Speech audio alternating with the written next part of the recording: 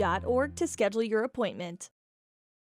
Your car or truck is an investment. When it needs repairs, you need someone you can trust to do the job right. Take it to Gunner's Automotive. They repair all makes and models of cars and trucks, from oil changes to brakes, tires, and more. Gunner's Automotive, 856-2288. Natural Health Solutions offers treatments for a variety of conditions, along with nutritional counseling, chiropractic, acupuncture, and more. Treatment plans designed individually to optimize your health. Call for an appointment, 856-8181 today. Riverton Vision Center offers comprehensive eye health exams, highly trained staff, and a large selection of fashion eyewear and sunglasses. Dr. Ballard, Dr. Hinkle, and Dr. Frazier offer over 70 years of experience. Call Riverton Vision Center at 856-9451 to schedule an appointment today. Why should your new floor come from Carpet One? Because we're passionate about the spaces our neighbors call home. We're part of your community, and we're also part of the world's largest cooperative of independently owned and operated flooring stores. So you can be sure you'll get great selection and outstanding value with every installation. Whether it's carpet, hardwood, tile, or luxury vinyl, our experts take the guesswork out of choosing the right floor. We're your local Carpet One Floor and Home, the one store for your perfect floor. Hometown Freedom Healthcare, making healthcare great. Providing coverage in family medicine, women's health, pediatrics, and mental health. Meet providers Tara Blumenshine and Adina Vasco and Jessica Rodriguez. Come see us at Hometown Freedom Healthcare, locally owned, 463-0541. High Plains Power is a Touchstone Energy cooperative. What does that mean for you as a Rural Electric Association member? It all comes down to 7 principles: open membership, one voice, one vote, member benefits, independence, education, cooperation, and community. To understand how it all works, we're headed back in time. In 1879, electricity was in major cities, but rural areas were out of luck. In 1935, President FDR made it possible for companies to build power lines to unserved areas. By the time we hit 1941, some 400 electric co-ops had been organized to serve rural America, just like High Plains Power. For more information, visit highplainspower.org. When repairs are complete after a collision, you expect your car, SUV, or truck to look like new. That's the service you'll receive at Stork Auto Body in Riverton. Professionalism and meticulous attention to detail. You can depend on Stork Auto Body, 841 Miniweb Avenue, Riverton. Well, good afternoon, ladies and gentlemen, and we are here for the Riverton High School Homecoming 2.0, the resumption of the homecoming game that was postponed on Friday night due to lightning and heavy rain. This is Ernie Over. I'm here with Sean O'Brate, and we're about ready to resume this game.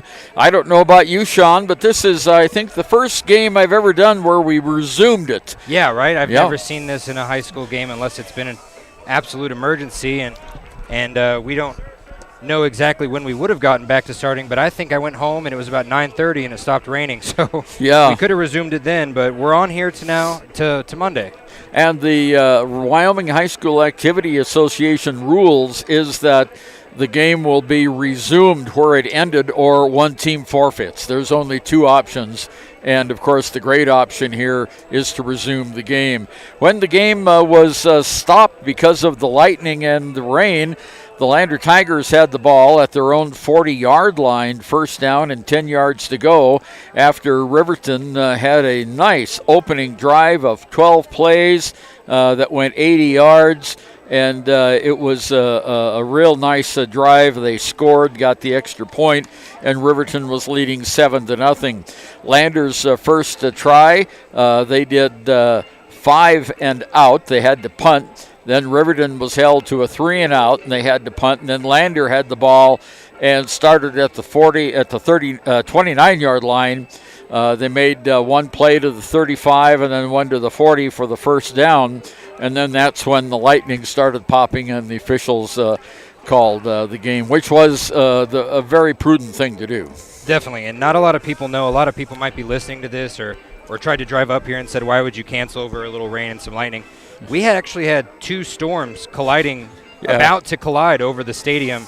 And when I left here that night, they had started to combine here. And, yeah, it did get pretty gnarly. The rain was going sideways and lightning was everywhere. So, well, we're here now, so it's the second homecoming, and as you would imagine, the crowd is much thinner than it was on Friday night. Sadly. Yeah, it sure is. That's too bad. Riverton did not have school today, and it shows there aren't very many students here, except the Riverton Wolverine Marching Band is here in full force. Yeah, and they're not even wearing their uniforms. I talked to Director Peaks, and he said that it was just too much of a hassle. Yeah. So. And I think that there will probably be a few different songs maybe that we didn't hear last time because we only had a first quarter. Riverton plays next week against Douglas too, so this will be a great starting. This will be a great starting test for them after they actually beat up Rollins last week, 14-6.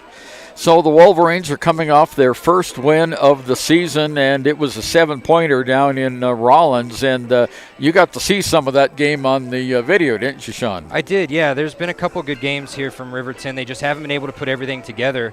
Good news is for them, if they can pick up where they left off, they were actually starting to put everything together. That was their best drive, not even just opening drive. Their best drive of the season Friday when they just came right down the field. What was it, 12 plays? And they ended up in the end zone. That is exactly what the coaching staff has been looking for all season. And, of course, that was made possible by a big change in their offensive look from previous games. Definitely. Coach Anderson changed up everything for Lander to give him a surprise. But now Lander knows what the surprise is because they had to defend that 12-play drive. So a little more strategy involved in tonight's game, and we'll see how that goes. And we'll be right back with more of our pregame show after this. Visit Lander Gambles to make your home feel like new. They will beat any competitor's price. Stop by to speak to one of the sales agents or visit landergambles.com. Lander Gambles will help you find the perfect product that fits your budget and lifestyle. Lander Gambles, 420 Main Street, Lander, Wyoming. Are you a caring person that wants to help but not sure where to go? Wyoming Senior Citizen Inc. is looking for caregivers across the state. Call 307-856-6880 to find out more information. They would like to wish all Fremont County athletes good luck this year. Wyoglass wants to wish all the Lander Valley Tiger teams good luck this year. Wyoglass is locally owned and operated in Lander. They bleed green. Call or stop in today to get a quote on a window or get a quick fix on your window for a rock chip. Wyoglass is Lander. The staff and board at the Fremont County Fair wish to thank everyone who attended the fair this year. Whether you enjoyed Family Day, a night event, entered a craft show, or showed your livestock, thank you for all your efforts. We'll be moving and grooving next year, so stay tuned. Back when I was riding in rodeos, I always made sure I was locked in, good and tight. Now as a touring musician, crisscrossing the country, I still make sure I'm locked in, good and tight. Of course I do. Hauling ass, heading south, down the road in a Crow Cadillac, coupe to bill. Buckle up for life, Wyoming. Got Ernie Over and Sean O'Braid back at Wolverine Stadium in Riverton, and the Wolverines just entered the field, and the Lander Tigers entering on the other side. And Sean, it looks like we have the choir out here again for the national anthem. They did a fine job on Friday night. Yeah, they did a great job on Friday. I can't wait to see if this is going to be similar. Please stand. And they're going to do the national anthem right now. It's interesting. See all those little kids out there in those little red T-shirts? Yeah. Those are the bleacher creatures, and they're part of the Young Riverton Wolverine program here. Let's listen in.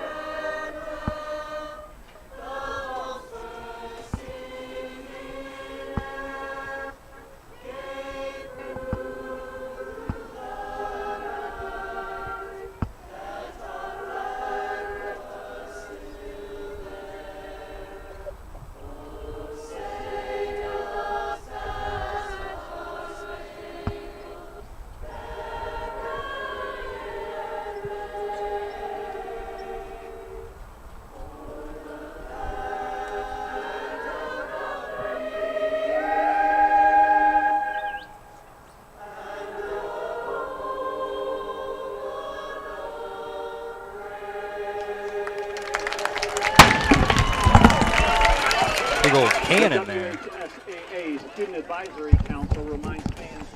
Well, that was a very nice rendition of the national anthem. And Doc Holliday out in the northeast corner on the other side of the fence fired off the cannon at the end there. So we are going to start here in about 5.5 minutes. Riverton is leading 7-0 over Lander Valley. Lander has the ball, 1st and 10 at their own 40-yard line. And as we were talking earlier, and I know you had a talk with a parent as well, you know, the Riverton's big surprise was let out of the game in that first drive that they had Friday night. Yes, it was. Are you talking about Nathan Hutchison Yeah, here? Yeah, so Nathan Hutchison, last year's quarterback, chose to participate in some fall baseball instead of coming and quarterbacking this team. He's a big body. He's got great hands. He's got great vision. You should see him play baseball because he's always the best player on the field, on the diamond. That's why he chose baseball over football. I know for a fact after knowing him for a couple months now, he's definitely going to get a college scholarship for baseball somewhere. But you're right, they used him a lot on that opening drive. He's a really big body out in the secondary on defense as well, so look for him to be a big player in this game. All right, the folks are coming out. I don't know why they're doing a coin toss, do you? I mean, we resumed the game where it was left off. And they're deciding what side of the field to go on? Yeah, maybe, I guess, because they've already had the coin toss. Coach John Scott is out there along with Coach Troy Anderson and the captains from each team and the officiating crew. And it looks like we've got 5 officials this time. We only had 4 last week, so on Friday. They know it's a big game, and I'm sure there's actually more of them free on a Monday night than on a Friday night. Yeah, they sure are. And looking across the way, Sean, it looks to me like there are more Lander fans here today than there were last Friday night. Well, so definitely last week, the Riverton side of these bleachers was completely full. But I would say that about 80% of them were Riverton fans. You could see a lot of Lander fans. They just wanted to sit on this side, especially with the sun beating into their eyes at the beginning there. So it's a good amount of Lander folks over there, but Lander definitely wishes they had more right now. Yeah, they sure do. Okay, so the teams went out to the 50-yard line and shook hands with each other, and now they will resume the game. Our first resumption as we start this contest. Anything else you want to add at this point, Sean? I don't think so right now. I think we have we would typically do a Sutherland starting lineup, but our starting lineup's actually the exact same. Right. It's going to be a lot of the same players that we talked about last week and saw last week. And other than that, I think we're about ready for kickoff, 2.5 minutes away. Yeah, absolutely. The teams are gathered around their respective coaches. The officials are at the 50-yard line, and we're about ready to go with football. I also wanted to mention the Riverton Wolverines and Lander Tigers series. Riverton leads the overall series 53-49-6. Last year, the Wolverines lost to Lander as the Tigers won 17-7. This year, the Riverton Wolverines have a record of 1-4. They defeated Rollins 14-6. They lost at Powell 50-13, lost at Cody 49-0, and lost here on the home field 34-7 to Evanston, and they lost 59-19 to Star Valley. Lander, on the other hand, comes into the game 2-2 with wins over Green River 44-16 and Evanston 24-14. Their losses were to Powell 10-7 and to Buffalo 29-21. So if you looked at the comparative scores, it would seem to give Lander an edge in this one, Sean. Definitely, and you know, it's so interesting that the last 10 years it's been 5-5. This is going to be a big deal. I mean, after this, someone's going to be 6-5. They're going to be able to hang that over their head, basically like a little tiebreaker over the last decade. And Landers won the last 4 of these contests, so you can see how Riverton was dominant earlier in the 20s. Head coach Troy Anderson of the Wolverines in his third year. He has 6 wins, 17 losses. And head coach John Scott of the Lander Tigers is in his 4th year, and he has a record of 20-17. Next, this coming Friday night, Lander will be at home to Warland, and Riverton will be at home versus Douglas. But we do have a very interesting game of the week coming up, Sean, that we want to talk about, and you are going to be there. Yes, I am. Let's talk about it after this play. I feel like that'd be a great segue there. Yeah, they're starting the play now. 2:36 to go, first period of play. Lander has a man in motion. That's Gabe Harris. Brennan Stauffenberg, the quarterback, hands off in the backfield to Jack Pasquinelli. And, or is that Matisse Weaver? Yeah, it was Matisse Weaver. So Matisse picks up...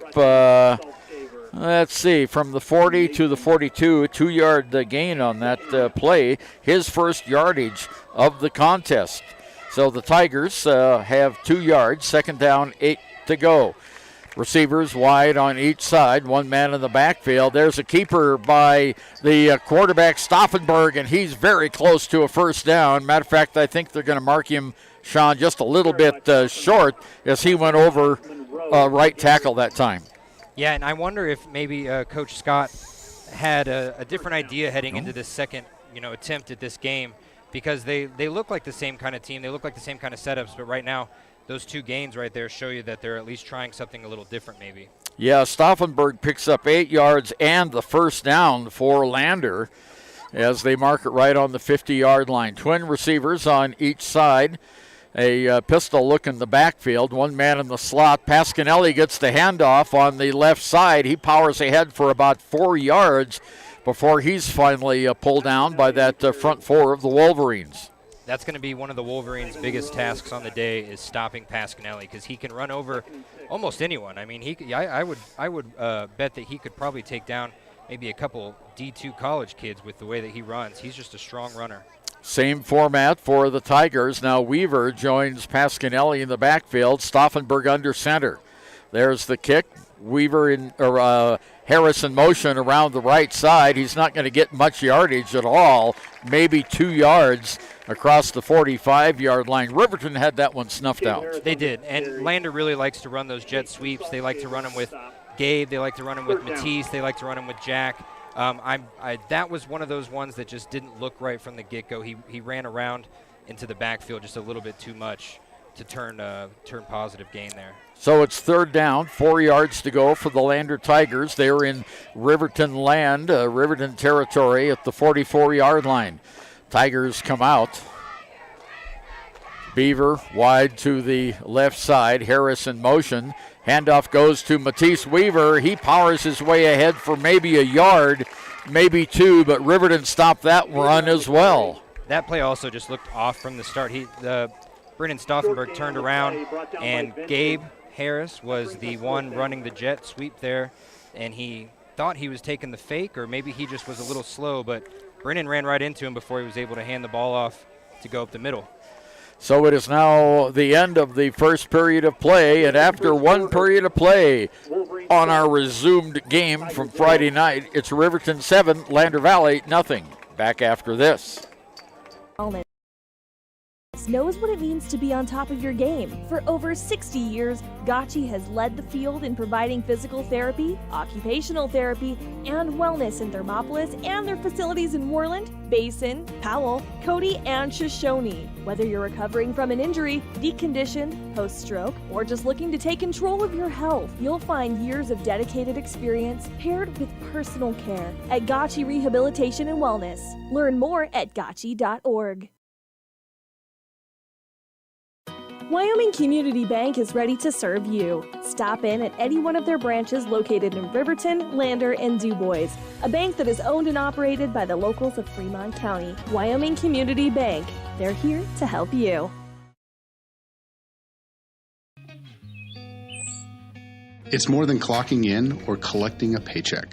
We are a network of caring professionals who want to be here, dedicated to serving our communities. We are Sage West Healthcare, our 2 campus hospitals in Riverton and Lander.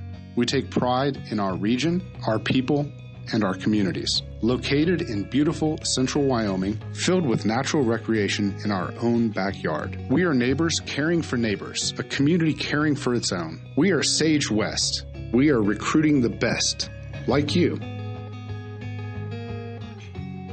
Lander's going to go for it on 4th down. Brennan Stauffenberg under center, hands it off to Pasquinelli. Pasquinelli powers ahead for the first down. He goes across the 40-yard line down to about the 39, and that's just enough for the first down.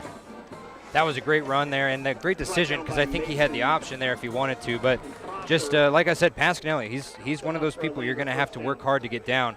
He can break them too. He can break them for 40, 50, 60 yards. That's his 4th carry for 10 yards overall in the ball game. Tigers come out hash marks on the far side. Stauffenberg hands it off to Pasquinelli. He's got a little bit of a hole across the 35, inside the 35, down to about the 33-yard line. And that time he got a little bit of help from that offensive line. Just a little bit. And this Riverton defensive line isn't the best in the state by any chance, or by any means, but they do have some big hitters there. Ryan Cox right there on the inside of the defensive line. He is a strong man there as well. I watched him play baseballs too. 6-yard gain by Pasquinelli. Brandon Stauffenberg under center, gives it to Pasquinelli again. He breaks one tackle, he breaks another. He's still on his feet inside the 25-yard line on the near side. And that time he just wouldn't stop. He kept those legs churning. No, that's exactly what he's known for, and they're going to keep doing that if he keeps getting these big chunk yards because they know that one of them will break free for sure. 9-yard gain on the play and another first down, and Pasquinelli quickly has 19 yards on 6 carries. Tigers send twin receivers off to the right side, single receiver on the near side. In the gun now is Stauffenberg. Takes it really high snap. He fakes. Now he's going to throw downfield, and he hits his receiver, but he was out of bounds. And that was going to be Beaver. Yeah, hit him right in the hands. Beaver had that issue last week when we had that game. He had 2 wide open plays. One of them was a little over his head, but he did drop a big touchdown pass last week that could have essentially tied the game. And that time, Stauffenberg had a little bit of pressure from the Riverton linebacking core. Okay, Tigers have it. Hash mark near side of the field. They're at the 24-yard line. 2nd down, 10 yards to go. Stauffenberg back in the gun. Pasquinelli to his left. There is a whistle, and we have what? The flag. False start on Lander, I believe. Yeah, we're going to have a little movement up front, and that's going to cost Lander 5 yards, and so they're going to march it off. That's the first penalty against Lander for 5 yards in the game, and they're going to move the football back now to the 29-yard line. So a loss of 5 on that penalty. And the Tigers now have 2nd down, 15 yards to go. They're half in and half out of the shade here at Wolverines Stadium. Sun sitting behind us.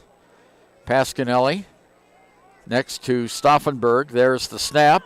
Stauffenberg passes it back to Pasquinelli, and he's caught by a shoestring and pulled down at the 25-yard line. Great defensive play by Riverton. Yeah, that was Drevin Monroe for Riverton. He just sped up right at the last second and dove at his ankles. Pasquinelli had at least 10 yards there if he didn't get stopped from behind.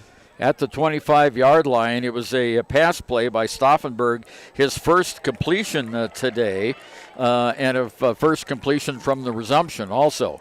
5-yard gain on the play. 3rd and 10 now. Big play here for both the Lander offense and Riverton's defense. In the gun, Stauffenberg now has Pasquinelli to the right side. They're chatting with each other. Back to pass. There's a pass downfield. Caught. Touchdown, Lander. That's all Matisse. Alone. Down there was Matisse Weaver. And Matisse was wide open, and you could see the Riverton coaches pushing their hands up like, hey, get up in coverage, because there was no one in the secondary, and they were playing a real close zone to the line. So that was being screamed at them by the coaches before the game, before the play. Sorry. So it comes with 9:56 to go here in the second period. 25-yard pass from Stauffenberg to Matisse Weaver. Here's the PAT by Weaver. It's up, it's high enough, it's long enough, it's good. So with 9:56 to go in the second period, we're all knotted up at 7 here in Riverton. This week's player of the game. For a limited time, enjoy a Papa Murphy's barbecue chicken pizza made with KC Masterpiece barbecue sauce. After the game or anytime, you can't beat the fresh ingredients and authentic flavor of a Papa Murphy's Take and Bake pizza. And you know it's baked right every time because you baked it yourself. Papa Murphy's on North Federal in Riverton. Drop in or order online at papamurphys.com. Go Wolverines! Central Wyoming College now offers Bachelor of Applied Science degrees in Early Childhood Education and Organizational Management and Leadership, with an emphasis in outdoor education, tribal leadership. Visit Lander Gambles to make your home feel like new. They will beat any competitor's price. Stop by to... Okay, that was a 14-play drive by the Lander Tigers covering 71 yards, and it results in a 25-yard pass from Stauffenberg to Matisse Weaver. And Weaver will now tee it up at the 40-yard line. Lander is now defending the south goal, Riverton the north goal, so Riverton will be moving left to right when play resumes. I hear the whistle. The Tiger hands are up. Here comes Weaver addressing the football. And it's a long end-to-end over-end kick that's going to go out of the end zone. And we'll start at the 20-yard line. And, of course, Sean Matisse has got that great leg. He does have a great leg. I mean, he's probably one of the best kickers in the state. He almost makes field goals from the kickoff point regularly, daily. So the Wolverines have it. First down, 10 yards to go. The quarterback is Derek DeVries in the backfield. He's got Braden Vincent and Cade Gabrielson, Nick McIntosh, and Nathan Hutchison. So they come out of the huddle now. Football in the middle of the field. Under center. No, he's in the gun. DeVries, number 1. There's the handoff. And DeVries keeps it on a keeper, and he's brought down right away with the tackle for the Tigers is Caleb Hamilton. Oh, I thought that was Hunter Velarde, 25. Is that 35, not 55? Oh, I thought it was 25. Either way, okay. That was a great tackle because Derek had nothing but open space in front of him on the left there. And I think if you didn't watch the stream on Friday, one of the things that Coach Troy Anderson of Riverton really tries to utilize early is Derek DeVries' dual threat ability. He's a great runner as well as a pretty accurate passer. So DeVries picks up 5 yards on the play to the 25-yard line. First down, 10 yard to go. Trips to the right-hand side. One man steps back. Throw on the near side is caught. Caught by Cade Gabrielson up close to the first down, the line to gain. I think he's got it, Sean. I think he does too. And, you know, one of those sneaky players for Riverton is Cade Gabrielson. I think people were expecting him to have a bigger impression on this offense early this year. And he's been kind of not underwhelming, that's the wrong term. He's been underutilized. And he's a sneaky good player. He's speedy. He's got great hands. He already has 4 interceptions on the season. And just watch for him to sneak behind the defense when they're focusing on Nathan or Ty Sheets. DeVries now 5 of 6 completions in the game. There's the handoff, goes to the second man through, and that's going to be Braden Vincent. Vincent powers his way for a couple of yards, not a long gain on that one. They're going to mark him down at the 34-yard line. So that, at the 34-yard line. And Riverton's kind of lucky they got away with a false start there. Their right tackle definitely moved before everyone else, but they only got a minimal gain, so Lander can't be too mad. 2 yards on the play. Vincent now 4 yards on 2 carries. One man in motion. There's the pitch. Goes to the man in motion. That's going to be Hutchison. And Hutchison doesn't make much yardage. The Tigers had that one figured out from the very get-go. And a flag comes out. So somebody said something. And let's see what that's who that is going to be against. Coach John Scott is right over there next to the sidelines for the Tigers. The officials are all huddling. And we have unsportsmanlike conduct call coming up here against somebody. I'm not sure. We don't have a microphone down there, but something must have been said. Unsportsmanlike conduct against Riverton. And the only player down there was Hutchison. Must have been, yeah. He must have come up and said something. I was lucky enough to be in DuBois for a big dominating win by DuBois on Saturday. And the coach of DuBois, Coach Tremblay, he actually got an unsportsmanlike conduct. So the penalty is, that's odd to get a coach's penalty. The football is going to go all the way back to the 17-yard line on the penalty. So that will make it 3rd down and a quarter of the field to go. Ernie, the difference between there and here is it echoes a lot more when you're 7,020 feet up. So yeah. You can hear it everywhere. You sure can. Okay, Hutchison is in the gun. That's DeVries in the gun. Oh, I'm sorry, DeVries in the gun.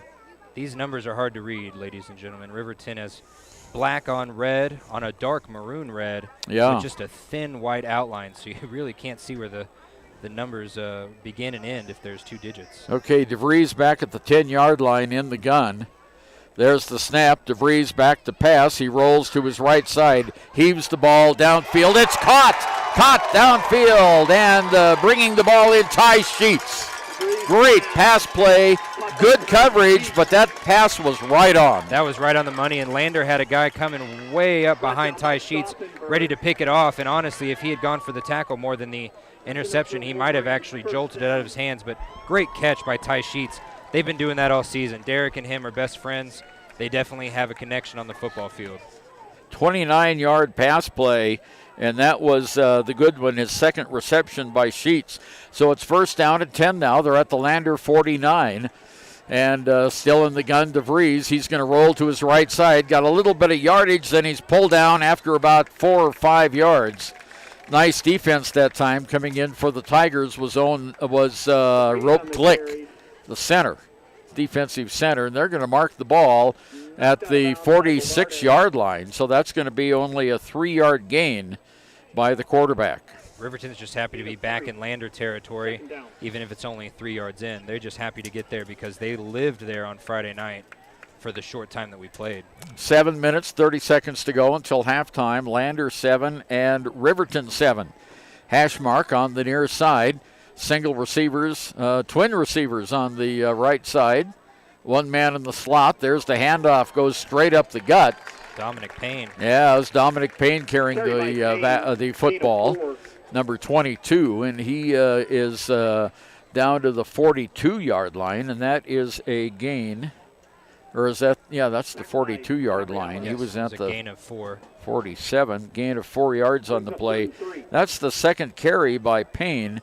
He has 5 yards total in the game. Big 3rd down here.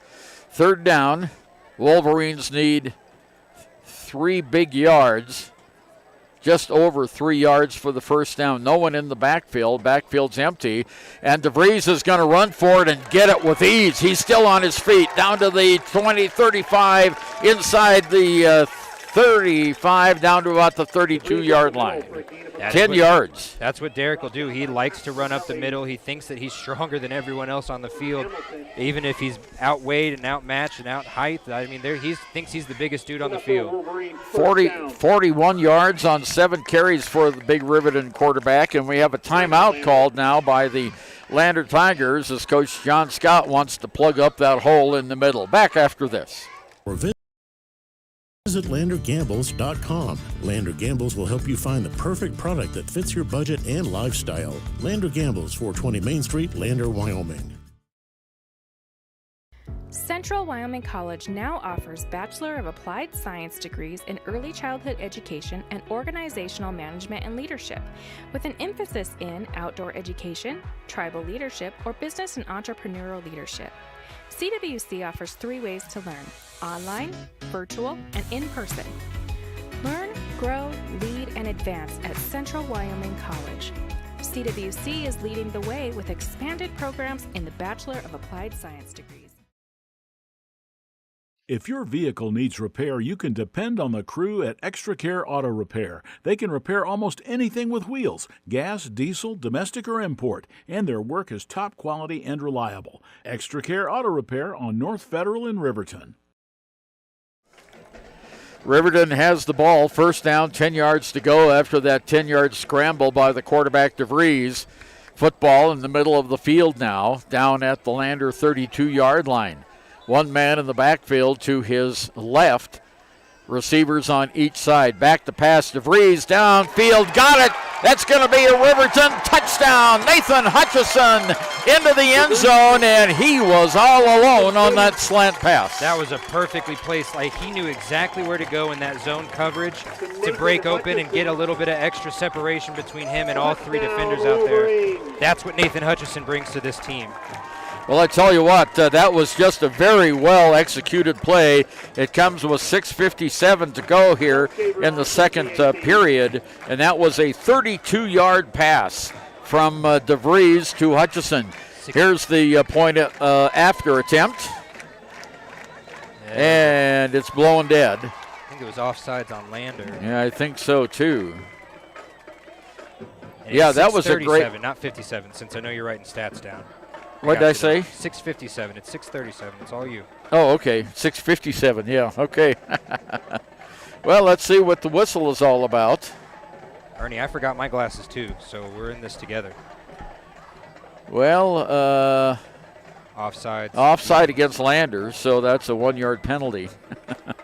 Now, here's the thing. Do you go for it and try and go up by 8, or you just try and re-kick it again here?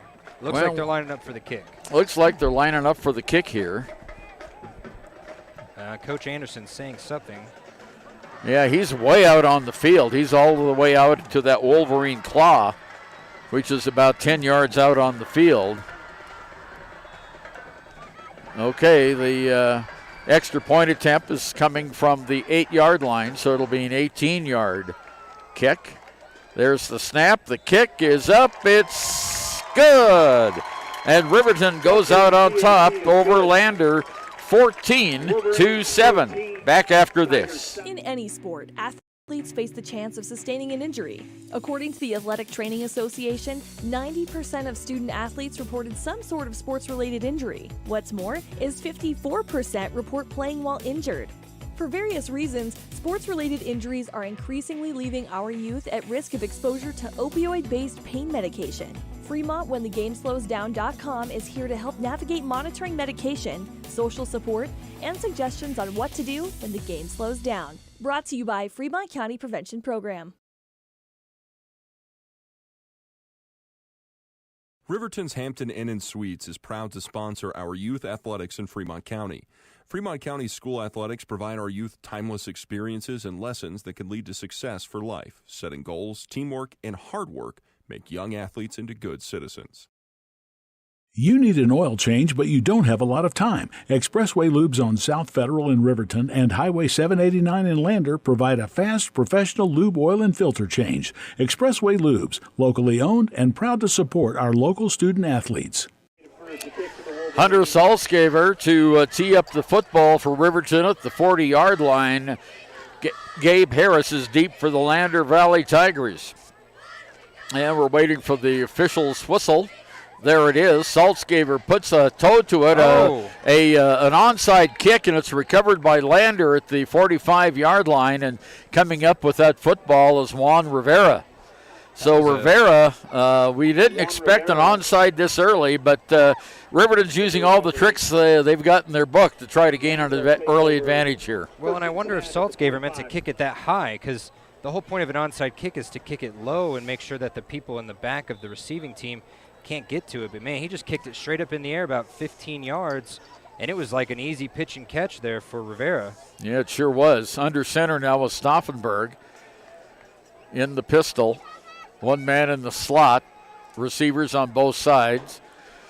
Now the carry goes to Matisse Weaver, and Weaver gets about 5 to the 50-yard line on that left-hand side jet sweep. And, you know, we talk about Matisse's leg as a kicker. He's got some strong legs in general. I watched him all throughout track season. He's fast. He's strong. He's up there with Jack. They're just tough to bring down guys, and that's what leads to a lot of touchdowns, is breaking the first tackle and getting out into open field. Yeah, they've got big, strong bodies there. A lot of upper body strength, too. They definitely hit the weight room, let's just say that. 50-yard line is the line of scrimmage. The yard to gain is the 45 in Riverton territory. Stauffenberg takes it. He's going to run. He is caught by an ankle and brought down by Devrin Monroe, and that will be about a 2 or 3 yard gain. That's the second time now Drevin's been able to stop a big play by tackling at the ankles of the runner. So good on him. Good eyesight there as a defender. Nice 3 yard gain on the play, and Stauffenberg now only 12 yards on 4 carries. I thought we were having an earthquake here a second ago.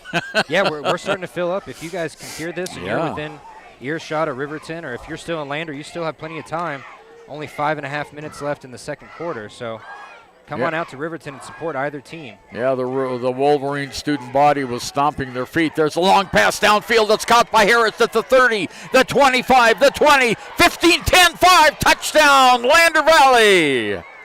Boy, that was a great pass. Harris was all alone, and he just tiptoed down that right sideline into the end zone for the touchdown, 47 yards. He did have to break about 3 tackles after he caught the ball, but that is just some powerful running by Gabe.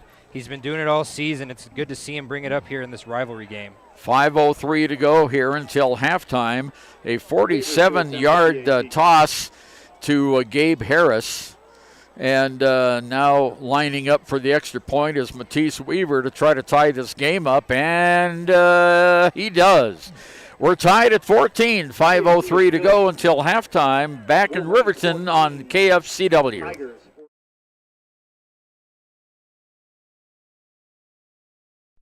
It's Physical Therapy Month. It's Physical Therapy Month. It's Physical Therapy Month. It's Physical Therapy Month. It's Physical Therapy Month. It's Physical Therapy Month. October is National Physical Therapy Month, and here at Teton Therapy, we are celebrating all month long. In our Lander and Riverton clinics, we're hosting special events, celebrations, and great giveaways for our patients, past, present, and future. Check us out at Teton Therapy PC on Facebook for more details. Whatever. I like April better. Back again at Wolverine Stadium, and as Sean just mentioned, we had the whole crowd here was stamping their feet, and boy, we were shaking like crazy. I didn't know if we had an earthquake going on or what, but the earthquake was the 47-yard pass from Stauffenberg to Gabe Harris for the touchdown. Landers tied it up with 5:03 to go as the sun begins to set. The lights are on here at Wolverine Stadium. Still some seats left, but they're starting to fill up. A late arriving crowd. Everyone had the day off, so go and do whatever you can. There's another blast by Weaver that's going to go out of the end zone, and it will be a touchback. And Riverton will start the ball at the 20-yard line. So that's where Riverton will take over, 1st and 10 at their own 20-yard line.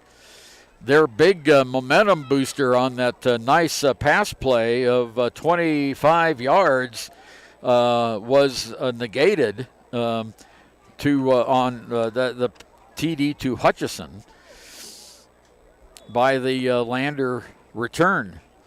And they came back and answered. It was a 3-play, 55-yard drive by the Tigers. Okay, Riverton has it now. 1st down and 10. Football right smack dab in the middle of the field. Twin receivers on each side. And DeVries all alone in the backfield. There's the snap. He goes back to pass. And I don't know what happened that time, but the ball just fell to the ground. Braden Vincent, or is that Ty? Yeah, Ty Sheets is asking for some pass interference because 52, Rope Glick, I mean, he just tackled him right at the 5-yard line, right past the 5-yard line off of scrimmage. And, I mean, he was down on the ground looking for pass interference. So I think it was actually supposed to go to Sheets, and he just never got to the ball. Never got to the ball. It fell harmlessly to the ground. 2nd down, 10 yards to go. Ball's on the Riverton 20-yard line. They break the huddle up to the line of scrimmage. And we've got Trips out on the right side, Twins on the left. All alone in the backfield. There's the rush. Almost caught. He breaks away from one, breaks away from another, gets it all the way up close to the 1st down. They're going to mark him short of the 1st down, though, I think. Or are they going to put him right on the 30? I think that's they're going to give him right on the 30, so it's a first down and 10 yards to go. A 10-yard pass play, or a 10-yard rush by Derek DeVries. That's his second 10-yarder in a row. He now has 8 carries, 51 yards for the Wolverines. I'm not surprised. He could definitely be a running back if his arm wasn't so good on this team. He could be used very, very excellently in the running back position. Twins on both sides of the line. There's the snap. Handoff is kept, sacked behind the line of scrimmage. Nice defensive pursuit by Gabe Harris. Also back there was Matisse Weaver. So Harris and Weaver catch the quarterback behind the line of scrimmage. It's going to be a loss of 2 to the 28-yard line. And that has been the vice of this Riverton team as a whole, not even just offense. That offensive line can only do so much for so long. Early in the season, they had their work cut out for them against teams like Cody and Powell. But right now, they just got to put everything that they can into stopping these 4 rushers from Lander. Second down, 12 yards to go. There's the snap back. DeVries is going to take off and run with it to the left side. He gets past one, gets past another. He's got a first down all the way to the 43-yard line. He broke 2 tackles on that run, Sean. Yeah, he started to trip up around the 35, and I thought maybe someone grabbed him by the ankles, but he just kept high-stepping it out of there. I mean, that was a great run. First down. Yeah, they're going to mark him at the 42, yeah, right where I said he went out of bounds. So that was a 14-yard run by DeVries. And he now has, 63 yards on the ground. Nice running ability by DeVries. And, of course, we said that in the pregame show as well. He is known for that. Single receiver out to the right side, Twins to the left, 2 men in the backfield. There's the handoff, goes to the first man through. No gain on the play as, let's see, who carried that? That was Ty Sheets. Oh, that was Ty Sheets again. So Sheets, no gain on the play. That's only his second carry of the game. He has 6 yards so far. Second down now, 10 yards to go for Riverton. So one thing that Riverton really likes to do, and you can already see it come out at least these last 2 plays, they have about 3 running backs they can use. They have Dominic Payne as their running back 1, Ty Sheets, and Braden Vincent. And it all just depends on who's doing better at the beginning of the game because that's how Braden Vincent got 2 scores last week. 1 man in the backfield, back to pass DeVries, long pass outfield is caught and dropped. No, they're going to say he caught it. That was Hutchison there. I thought he dropped it. It was Hutchison, Nathan Hutchison, with another great catch, his second of the game. It's down to the 37-yard line of Lander, and that's a 15-yard gain on the play, and Hutchison's second catch for 21 yards in this game tonight. First down. Ball's on the 37-yard line. Hash mark far side. Sun going down now. Lights starting to take effect. There's DeVries. Rolls to his left. Rolls to his right. Finds an open seam. He's got a first down inside the 20-yard line on the left-hand side. Boy, I tell you what, the Lander defense took that fake of his and went for it, and he went the other way. Got the first down at the 20. Definitely. He has great eyesight when it comes to the open holes on his offensive line. He knows when they can be, and it looks like Riverton's about to call a timeout. Okay, and the Wolverines are going to be taking a timeout here. 2:01 to go, first period or first half, and we're all tied up at 14. Signature Properties would like to give a huge shout out to the local sports of Fremont County. They are here to support your team and your local home real estate needs. Call today to see how Snyder Signature Properties can help you buy and sell your next property. Good luck to all Fremont County athletes. Gotchi Rehabilitation and Wellness knows what it means to be on top of your game. For over 60 years, Gotchi has led the field in providing physical therapy, occupational therapy, and wellness in Thermopolis and their facilities in Worland, Basin, Powell, Cody, and Shoshone. Whether you're recovering from an injury, deconditioned, post-stroke, or just looking to take control of your health, you'll find years of dedicated experience paired with personal care at Gotchi Rehabilitation and Wellness. Learn more at gotchi.org. Well, Sean, we've got another broadcast and telecast coming up this week. On Thursday, you're going to be hitting the road with Cody Beers and heading to Pinedale, Big Piney. Big Piney, yeah. I'm so excited. I've heard a lot of good things about Big Piney, but not only that, I get to watch Shoshone, who won the 9-man state championship last year. They're going up against the number 1 team in the 9-man North. It's just going to be a great team. 1 versus 2. There's going to be a bunch of offense. We had to switch it because Wyoming Indian versus St. Stephen's is no longer happening on Friday. So, yes, you can listen to us on Wild Today's YouTube, and I also believe we will be on 101.7 or 99.1 on your radio dial. All right, here's the snap back to DeVries. Runner, receiver, wide open. Oh, wow. It is Sheets. He scores. No, they're going to mark him out at the 1-yard line. He tried to stretch the football out. Great attempt, but, yeah, he walked out just right at the last second. And Ty Sheets, man, he's a shifty little man. I have met him and interviewed him a couple times. He can get around pretty much anybody with the way that his legs move. He almost looks like he has happy feet 24/7, even when he's just walking around. And now they're on the 1-yard line with less than 2 minutes. They could drag this out if they'd like to and go into halftime definitely up.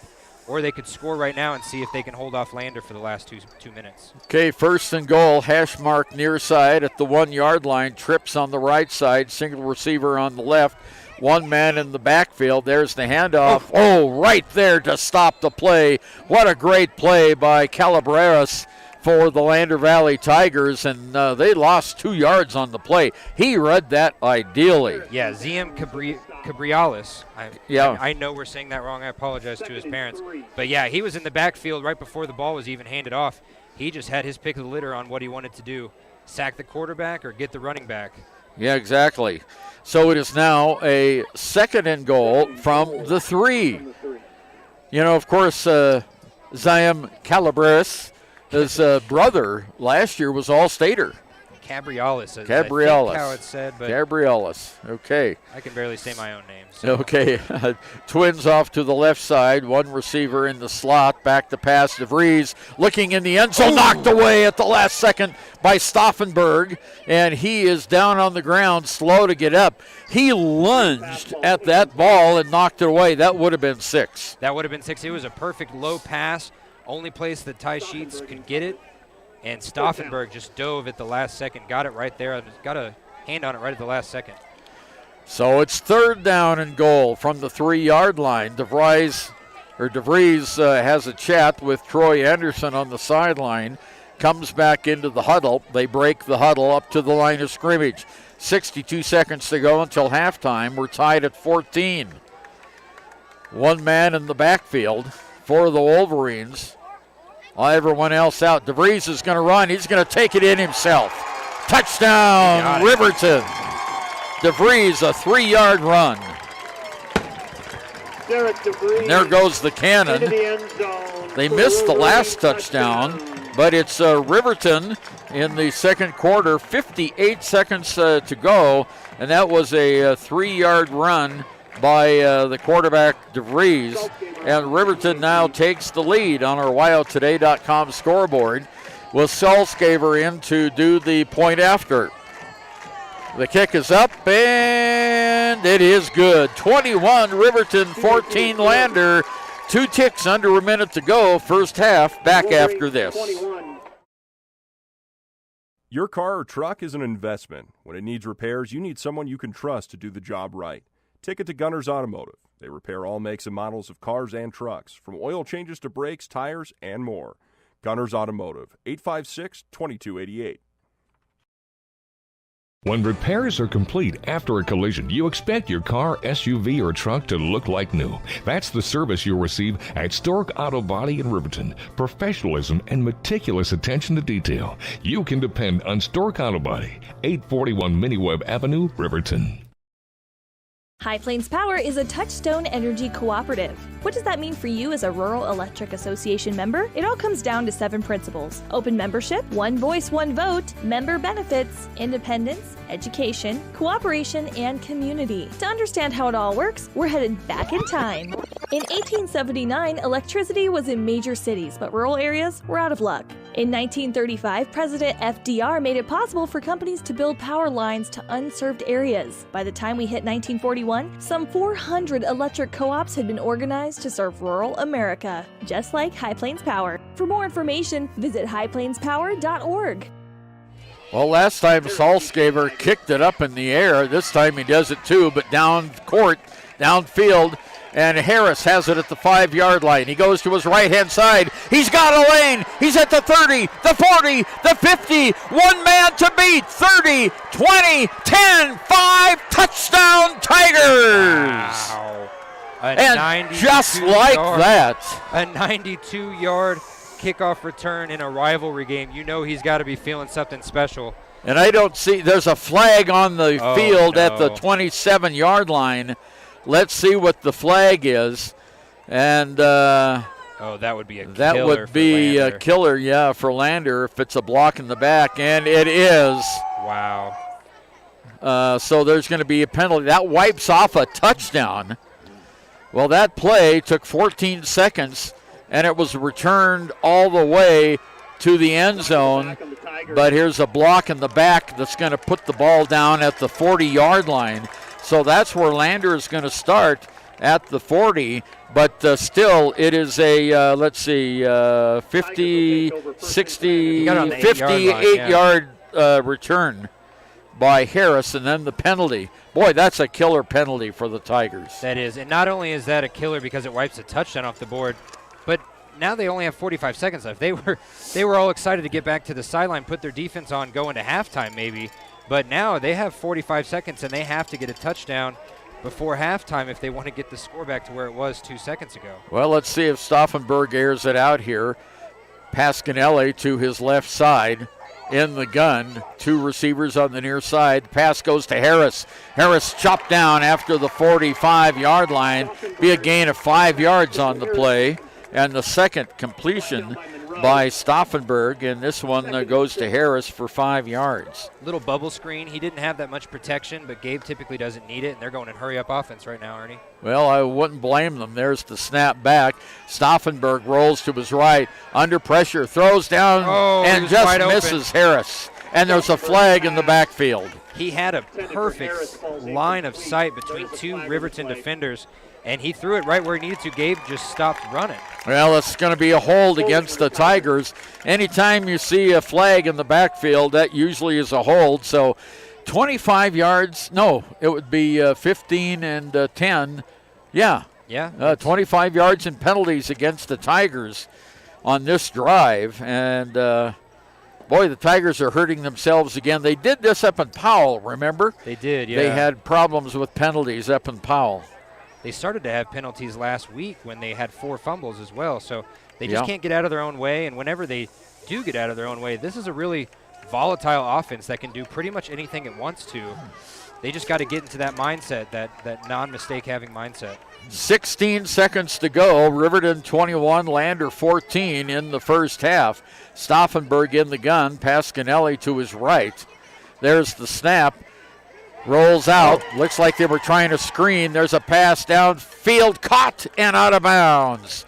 Nice catch on the play, and that was Evan Stevenson. That was Evan Stevenson. That's his first catch. So Stevenson gets a nice catch, and it goes all the way, and Lander's going to call timeout. Or we have an official's timeout. Yeah, Lander's calling timeout. So that play goes from the 35-yard line all the way down to the 37-yard line.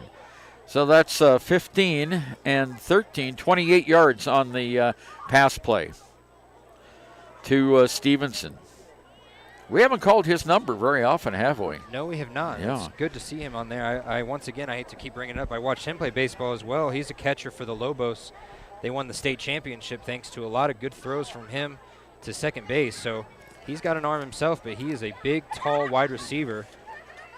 We're going to hold it right here as the Tigers will have a third down and about 7 from their own 37-yard line, but only a few ticks left on the clock. Boy, that was a spectacular run by Harris, and I'm sure whoever did that block in the back is going to hear about it I'm sure. on the sidelines after halftime here. He's going to be buying him lunch for the next week and a half, I promise you that, too. Absolutely. So the Wolverines come out now. They have 4-man defensive front. Tigers break the huddle up to the line of scrimmage. And we've got 9.8 seconds to go in the first half. One man in the backfield is Pasquinelli next to Stauffenberg to his right. We've got trips to the right side. Single receiver is Stevenson off to the right side. Officials are... the scoreboard is wrong. I think that's what they're waiting on. Oh, it's not okay. 3rd and 17. It's 3rd and... Yeah, 7. 3rd and... Yeah, about 7. 3rd and 7. So they're waiting for the scoreboard to be fixed. 21-14. Boy, this has been a barn burner, kind of what we were unexpectedly thinking about given Riverton's past performance. But the Wolverines are up for their cross-county rivals, no doubt about it. And not just Riverton's past performances against Lander, but I had the pleasure of calling the first 4 games for this team, and I think they only scored 1 offensive touchdown. So it's a delight to see that they're actually getting some points up on the board with their offense. For the most part, it was pick sixes and fumble recoveries that got them on the board. But right now, it's their offense that's getting them. Okay, they can't fix the scoreboard, so they're going to go. Stauffenberg in the gun. Trips on the left side. Hand off to Pasquinelli. He's pulled out right away. And the Tigers call timeout immediately. Boy, they got him by a shoestring right past the line of scrimmage. Well, something looked up with that offensive plan. They spread all the defenders out wide, hoping to get Pasquinelli a lane through the middle, and Riverton just brought an extra linebacker down through the middle. There was no hole open for Pasquinelli to run through. And so it's only a 1-yard gain. Are we going to try a field goal here? I see Matisse Weaver limbering up his leg. Maybe that's why they ran it, so they could get good positioning where they want Matisse to kick it, or where he wants them to kick it. 5.9 seconds to go. There's not that much wind. There's a little bit of wind coming out of the northeast. Not very strong, and Coach John Scott is out talking with the officials at the far side hash mark. And I'm not sure what that conversation is all about. Usually don't see a coach that far out on the field, Sean. Oh, I saw it in DuBois on Saturday, I'll tell you that much. They were all out on the field bickering with each other. And I love to see scrappy football like that. Yeah, and of course DuBois won. What was it, 71-16, something like that? 71-18, yeah. 71-18. Coach Tremblay's son is a wrecking ball. He had 6 touchdowns for the 2nd straight game. So he's had 12 touchdowns rushing in 2 games. That is in 6-man football, though, folks. It's a little different. Stauffenberg the hold. It's going to be a 54-yard field goal attempt by Matisse Weaver from the hash mark on the far side. And Riverton, no, there's a whistle. Do we have motion? Oh, we got motion on Lander. Boy, that's just what you don't want. It's them getting in their own way once again. They do it all the time. The games that they don't, like I said, they are pretty hard to stop. But right now they're just stopping themselves. Well, that goes from a 54 to a 59-yard field goal. I don't know if they're still going to try it or not. Coach John Scott is out on the field again chatting with the official. Now they start the timer. Looks like they're going to run a play. 59 yards with a little bit of wind is probably a little bit too much for Yeah, the wind's not really going at his for back, Weaver. But it's not going at his face either. So, honestly, Matisse Weaver has the leg. He might be one of the only kickers in this division that has the leg. But accuracy right now, yeah. I think they're better off with a nice little pass play from Brennan here. Yeah, and that's what they're going to get is Stauffenberg back in the gun. Weaver right out to the right side. Whistle. Riverton called a timeout last And they called, we could hear the coach right above us yelling, timeout, timeout, timeout. He saw something apparently. And so we have timeout. We have just about 6 seconds to go here in the first half. Back after this. Community Health Centers of Central Wyoming has locations across Fremont County ready to serve you at DuBois Medical Clinic, Riverton Community Health, and Lander Community Health Pediatrics. We accept all forms of insurance, including Medicaid and Medicare. Are you struggling to get medical care? Ask for their sliding fee scale. From family medicine to pediatrics, Community Health Centers are here to serve you. Call 307-463-7160 or visit chccw.org to schedule your appointment. Okay, back again. The Riverton timeout. They had a 30-second timeout, and the Tigers had receivers, twins on each side, and two guys in the slot. Riverton didn't like that lineup, and the coach right above us here was yelling timeout, timeout, timeout, and they took one. Yeah, definitely. Riverton only was going to rush three guys. They had three guys on the lines. They were dropping back everyone else in coverage, knowing that there was going to be a pass play. And I just think the actual coverage or the scheme that they had on the right side of the ball, because it was their two shiftiest players on the right. It was Pasquinelli and Gabe Harris, and now it looks like they're lining up just a little differently. They got Gabe and Beaver on the left. Okay, here we go. No one in the backfield. Three linemen for Riverton. Back to pass is Stauffenberg. He rolls to his left, uncorks one toward the end zone. It's knocked away. Stevenson had a hand on it right at the 5-yard line, but it was knocked away. And that's the end of the first period of play, first half of play. And after 2 periods of play, our score is Riverton 21 and Lander 14. Ready to serve you. Stop in at any one of their branches located in Riverton, Lander, and DuBois, a bank that is owned and operated by the locals of Fremont County. Wyoming Community Bank. They're here to help you. Are you a caring person that wants to help but not sure where to go? Wyoming Senior Citizen Inc. is looking for caregivers across the state. Call 307-856-6880 to find out more information. They would like to wish all Fremont County athletes good luck this year. Natural Health Solutions offers treatments for a variety of conditions, along with nutritional counseling, chiropractic, acupuncture, and more. Treatment plans designed individually to optimize your health. Call for an appointment, 856-8181 today.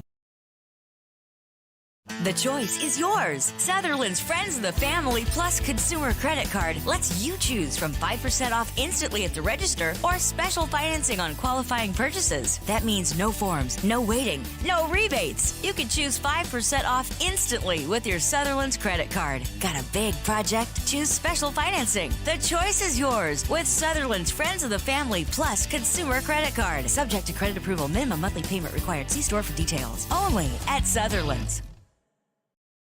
Papa Murphy's is proud to sponsor this week's Player of the Game. For a limited time, enjoy a Papa Murphy's barbecue chicken pizza made with KC Masterpiece barbecue sauce. After the game or anytime, you can't beat the fresh ingredients and authentic flavor of a Papa Murphy's take and bake pizza. And you know it's baked right every time because you baked it yourself. Papa Murphy's on North Federal in Riverton. Drop in or order online at papamurphys.com. Go Wolverines! Back when I was riding in rodeos, I always made sure I was locked in, good and tight. Now as a touring musician, crisscrossing the country, I still make sure I'm locked in, good and tight. Of course I do. Hauling ass, heading south, down the road in a gray Cadillac, coupe bill. Buckle up for life, Wyoming. My name is Sarah Lowe, and I have been in law enforcement in Fremont County for 13 years. I didn't know much about therapy in general until I got injured in October of 20 chasing a cow. So I had to get shoulder surgery. And after my surgery with Fremont Orthopedics, I went to Fremont Therapy. And they were really excited to see you. So it was a really warm, welcoming experience. We tried all sorts of different methods to increase and make sure I had the best mobility for my job. Rachel's a firecracker. She's just a little spitfire. It was fantastic, a great environment to go and have your therapy.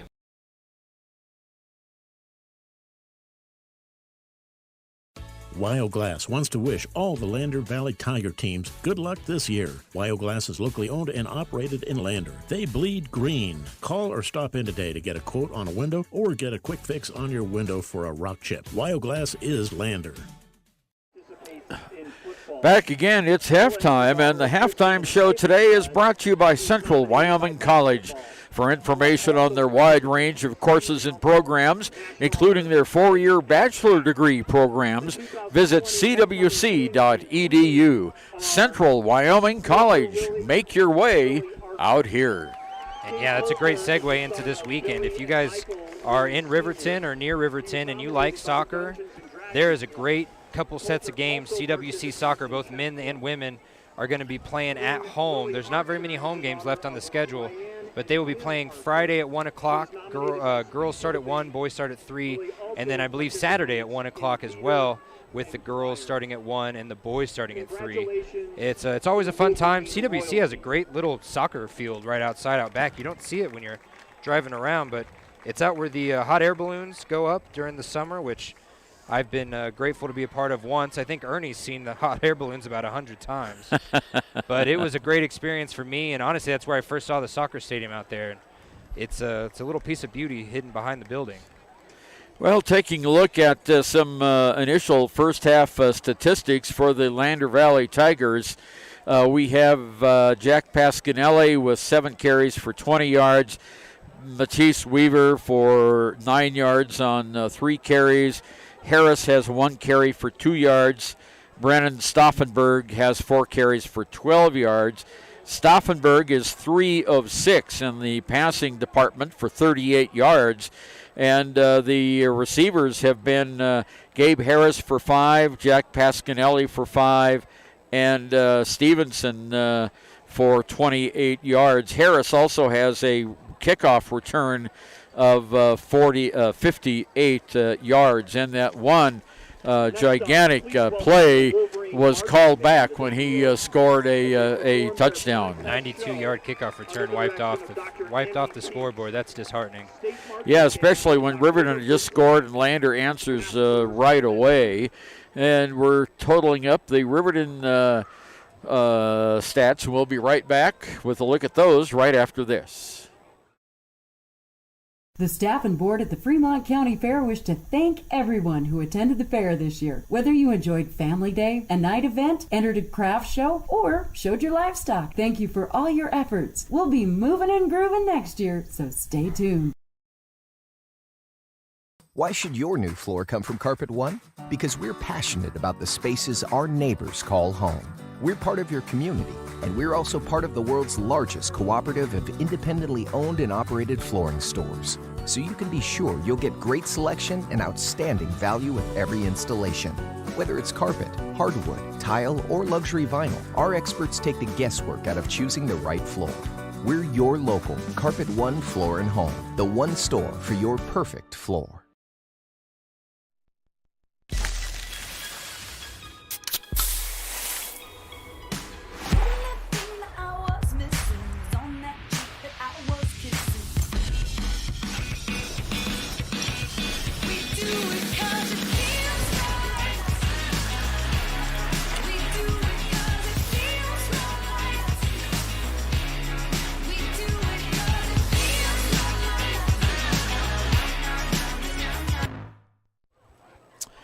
Back again, let's take a quick look at the Riverton stats, which are amazing here at halftime before the Wolverine marching band gets going. The Wolverines, Derek DeVries had 12 carries, 83 yards. Vincent, 2 carries for 4. Payne, 3 carries for 2. Ty Sheets. I was talking about his dad. Yeah, right. He's here in the press box. Sheets had 2 carries for 6 yards. Hutchison, 1 carry for 3 yards. And that is a total of 98 yards rushing for Riverton. Passing department, DeVries was 3 of 11 for a total of 107 yards. Sheets had 54 yards, and McIntosh had 26. He had that on Friday. Yeah, on Friday. Payne had 8 on Friday, and Hutchison had 21 here this morning. So total offense for Riverton, 205 yards, and for Lander, 81 yards. If you had told me that maybe 3 weeks ago before Riverton got their first win, I would have been shocked just based off of their play for the first couple weeks. But it's great to see Riverton. And, you know, it's not all because of one guy, but the addition of Nate Hutchison as that very, very big threat in the receiving game. And you don't want to throw at him because he plays in the secondary. You do not want to throw against him either. So that's a big addition right before this big game. Well, we have the Riverton Wolverines marching band out at center stage here on Wolverine Stadium's turf, performing the show that they will present at the State Band Festival in Casper. Unlike Friday night, they're not in their uniforms tonight, which are really, really sharp, but they've all got blue jeans and black T-shirts on with, it looks like a phoenix on the back of those T-shirts, Sean. And they've got the flag twirlers out there as well, really nice colored flags. 21-14 is our score at halftime.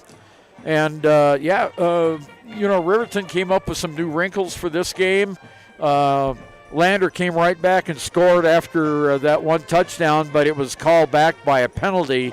And that is going to be a topic of discussion inside the locker room. Now, Riverton chose to accept on the coin toss, so Lander will have the ball to start the second half. And that's pretty much the only good news that Lander can have going in right now. It's something here that I think Lander could use to their advantage. Obviously, they want to get up and tie the game, but if they can come out and create a new offensive feel with their offense, their running game hasn't gotten going like they want it to. Their passing, they've had 2 drop balls, and that was really Brennan Stauffenberg's only 2 mishaps. The other miss he had was a Hail Mary there at the end. So it's going to be interesting to see what kind of offense Lander comes out with. Also, this is Journey's Don't Stop Believing. I hope you can hear it on the stream here. They're doing a great job, and this is their season of Journey. They said at the beginning of the year they're doing a different Journey song every halftime, and then at the end of the year they're going to put it all into one big show. So can't wait to see that. Yeah, that's going to be just wonderful for the Wolverine Marching Band. And, of course, this is homecoming, and the kids were cheated out of their big homecoming on Friday, but we had the homecoming royalty that was presented here just at the beginning of halftime. We had the king and queen. We had the first attendant and the second attendant, and they came down the track here at Wolverine Stadium in ATVs. Yes, they did, and they were driving around with big old signs, and it makes me miss high school just a little bit, but, man, not a lot, I'll tell you that much. Yeah, well, the band is making a very nice design out on the field here at Wolverine Stadium, and the flag twirlers have changed colors. Let's listen in for a little bit.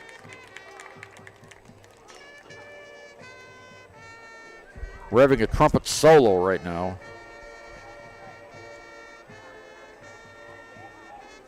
Okay, here come the flutes and the clarinets.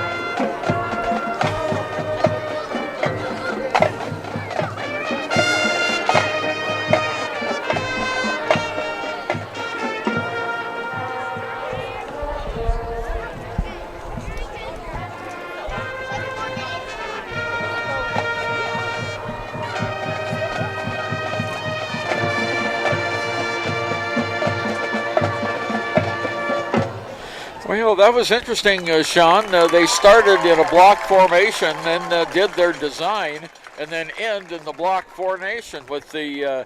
I'm sure you could hear the trumpets and the cornets there. They were the good horns in this one. Yeah, and it looked like they almost made like a music symbol. I'm not a musician, so I don't know, but it looked like they made a music symbol and then a number 100 there, because this is the week of 100. This is the 100th year of Riverton football. And, yeah, now we get back into another Journey song here. Yeah.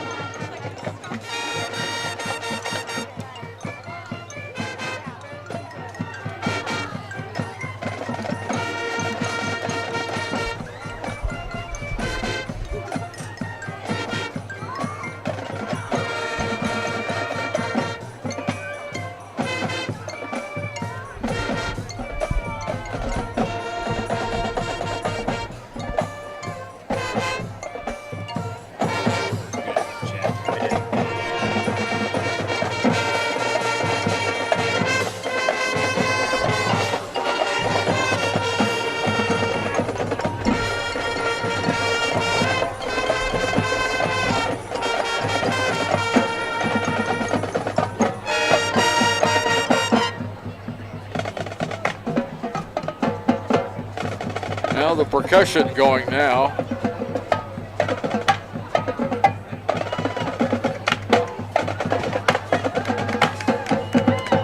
The crowd appreciates this.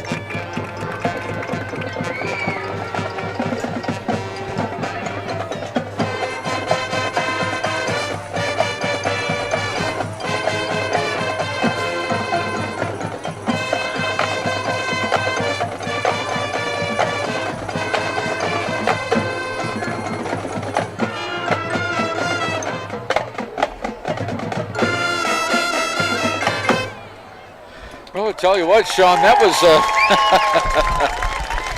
was a pretty good performance. I like how they start the block and then go do their design and then come back to end in the block. And of course, as you mentioned, this is a year of journey for the RHS marching band. They're doing a great job here this afternoon. I think we're entering our 4th Journey song here. Yeah.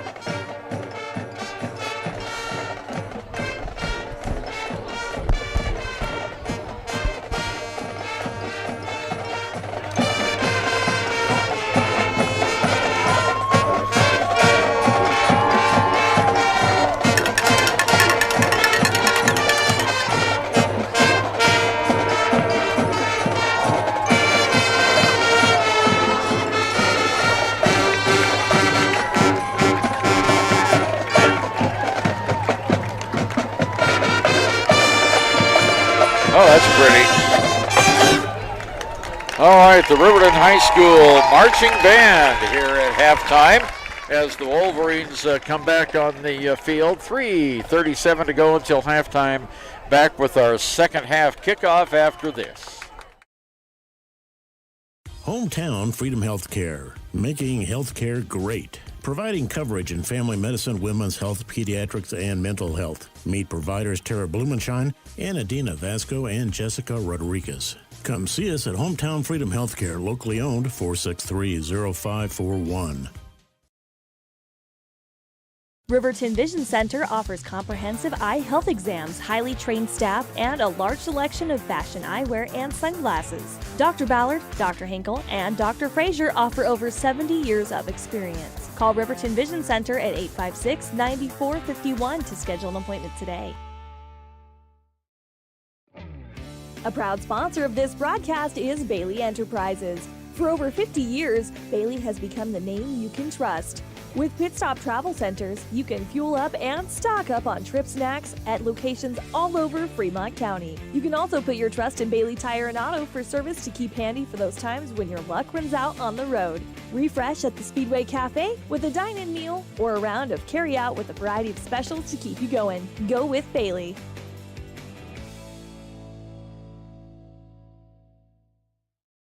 Visit Lander Gambles to make your home feel like new. They will beat any competitor's price. Stop by to speak to one of the sales agents or visit LanderGambles.com. Lander Gambles will help you find the perfect product that fits your budget and lifestyle. Lander Gambles, 420 Main Street, Lander, Wyoming.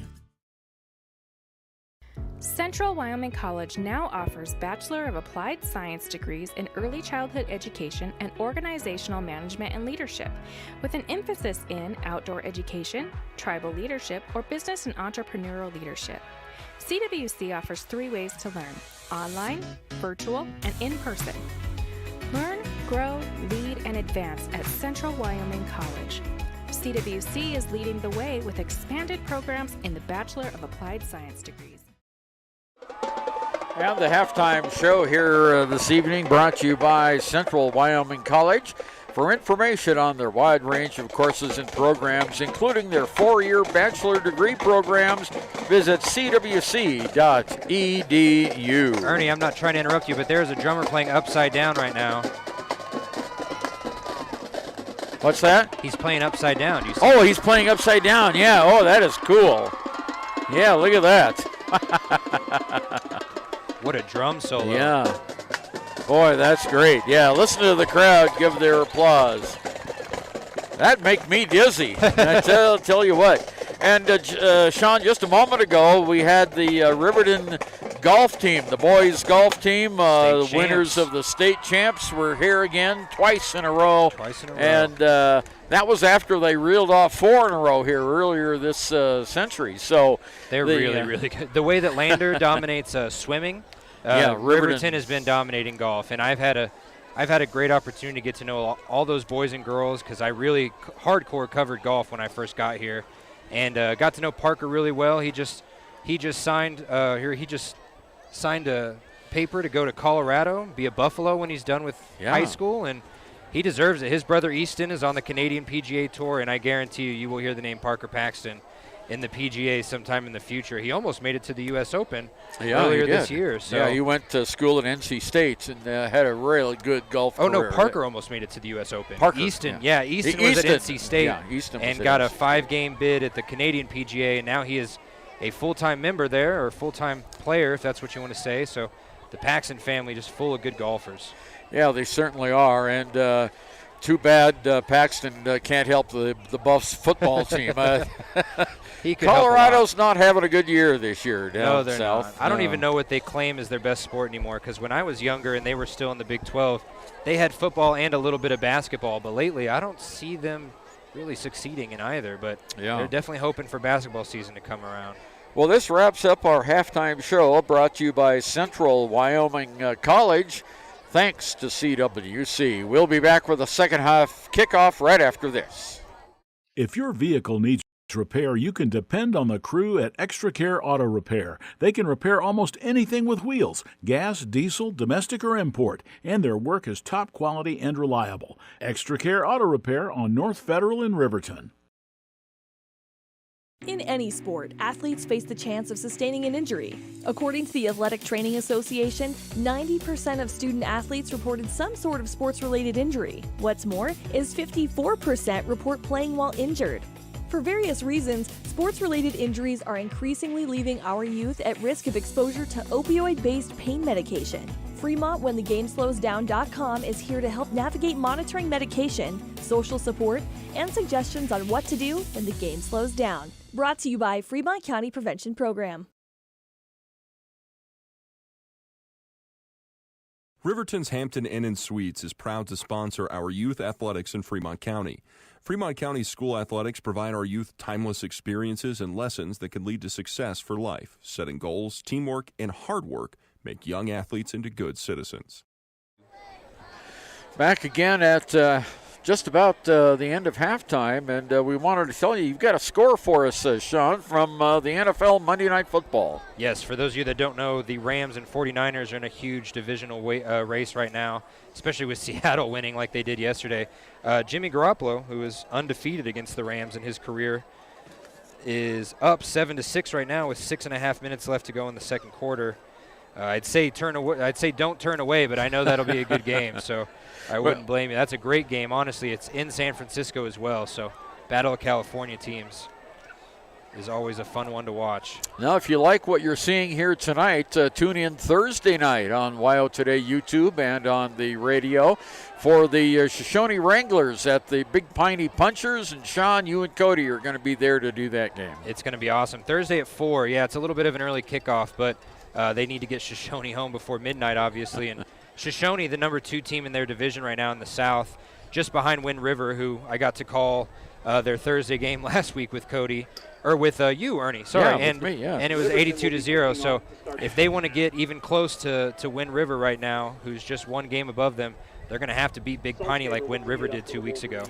Okay, the Tigers will take the kickoff and move from right to left on your television screen or your computer screen, your device, whether it's a phone, a tablet, computer, whatever you've got. You have a smart TV, you can watch it there too. So the chain gang is getting set on the far side. It will be Saltzgaver to make the kickoff for the Wolverines. Branson Saltzgaver, he's a junior, and he does the kicking for the Big Red. Now what's happening?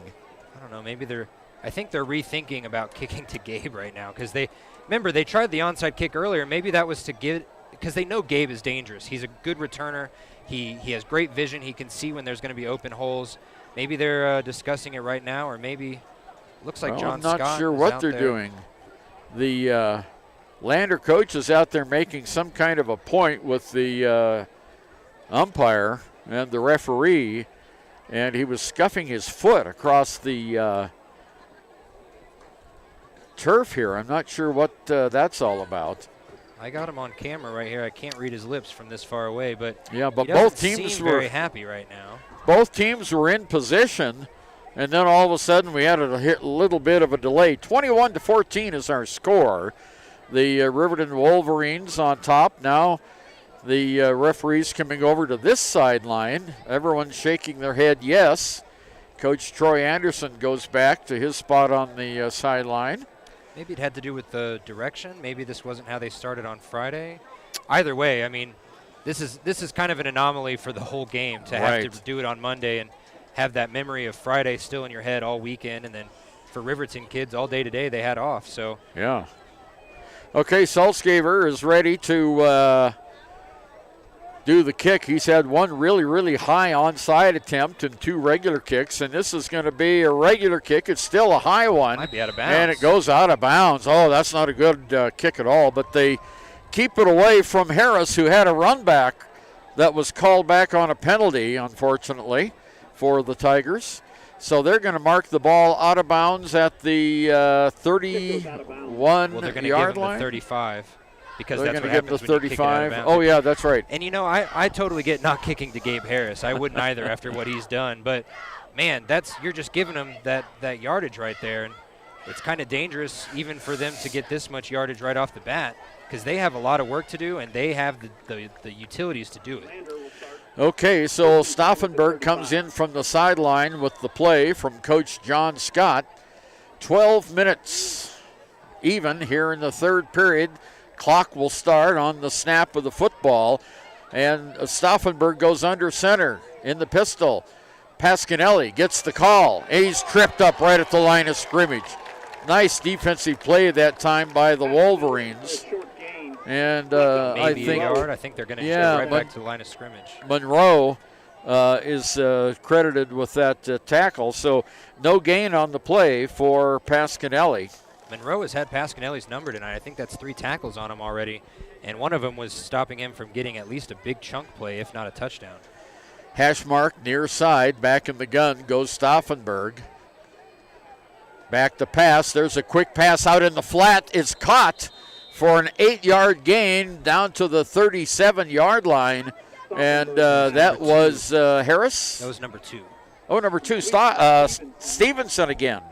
So that's, they're going to call it a 9-yard gain, so good for Stevenson. He gets 9 on the play. And Stauffenberg has now completed 4 passes in a row after missing his first 3. What stinks for Brennan and Lander is that was a wide-open catch. He just threw it a little low, so Stevenson had to get down on his knees to catch it. And when he got down on his knees and caught it, that's automatically down.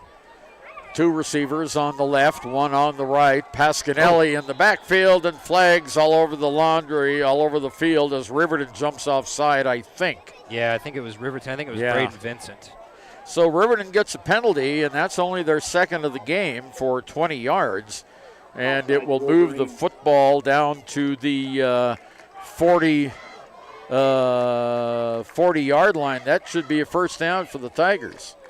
It will be. Yep, I believe it's going to be on the 49. 49. Yeah, 49. 5-yard play or 5-yard gain there. So yeah, the Riverton Wolverines are not helping themselves right off the bat. They kick out of bounds, and now they're getting penalized. They need to get back to that defensive mindset that they had on Friday and early in this game.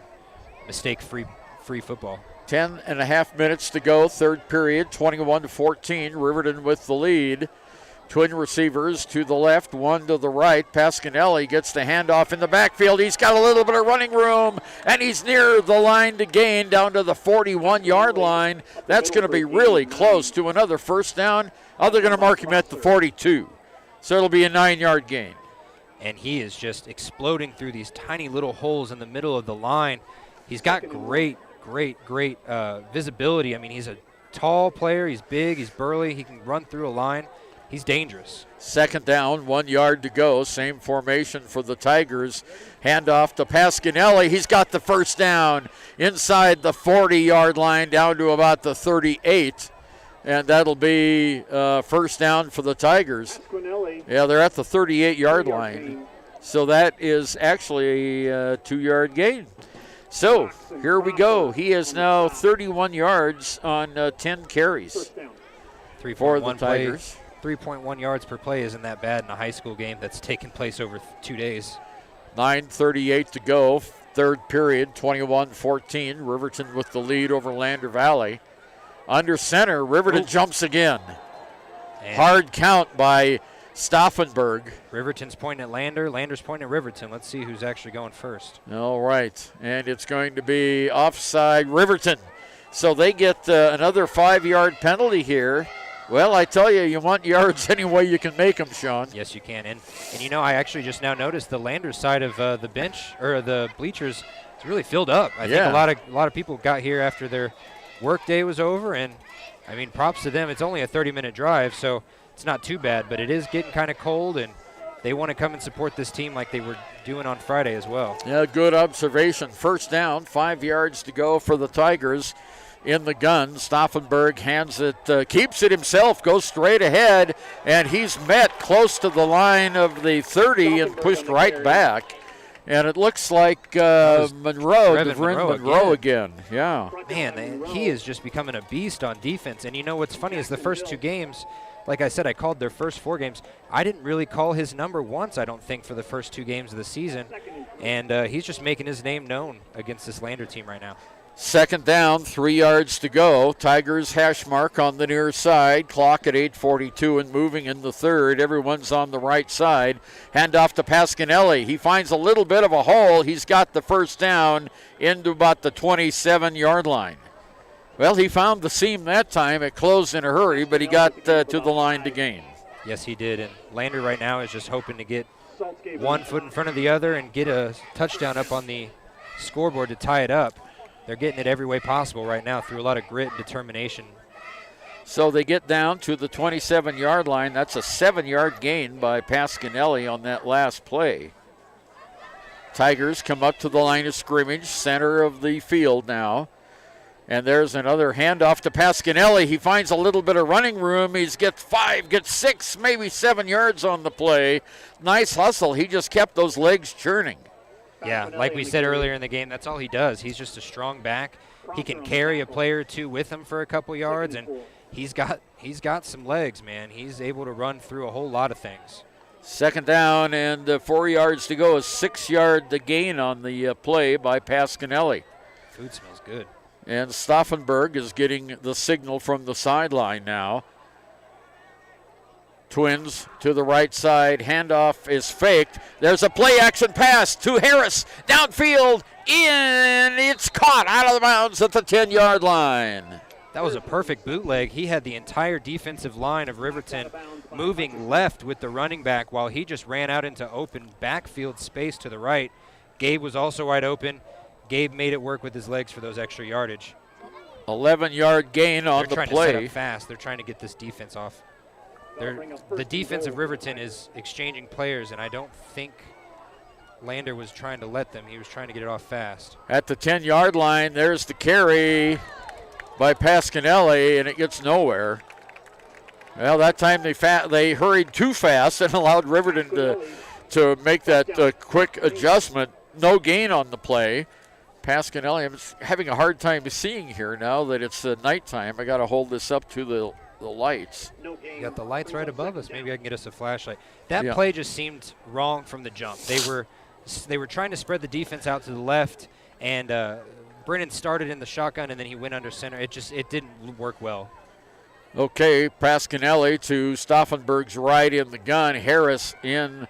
There's a throw into the end zone. Touchdown, Tigers! That's to Matisse Weaver, I believe, isn't it? Yes, it is. Matisse Weaver, he was all alone. A great play call as everyone was focusing on Harris running to his right side, and that was a great touchdown for the Tigers, and we're 1 point away from a tie game. Matisse does that so well. He finds the little seams in the zone defense, and he knows if he has man, he knows he has the speed to get away from any defender, which is what he did right there, and they almost blocked that. Wow. Wow, the point after touchdown is good. So with 6:51 to go in the third period, Lander 21, Riverton 21. Back after this. But you don't have a lot of time. Expressway Lubes on South Federal in Riverton and Highway 789 in Lander provide a fast, professional lube, oil, and filter change. Expressway Lubes, locally owned and proud to support our local student athletes.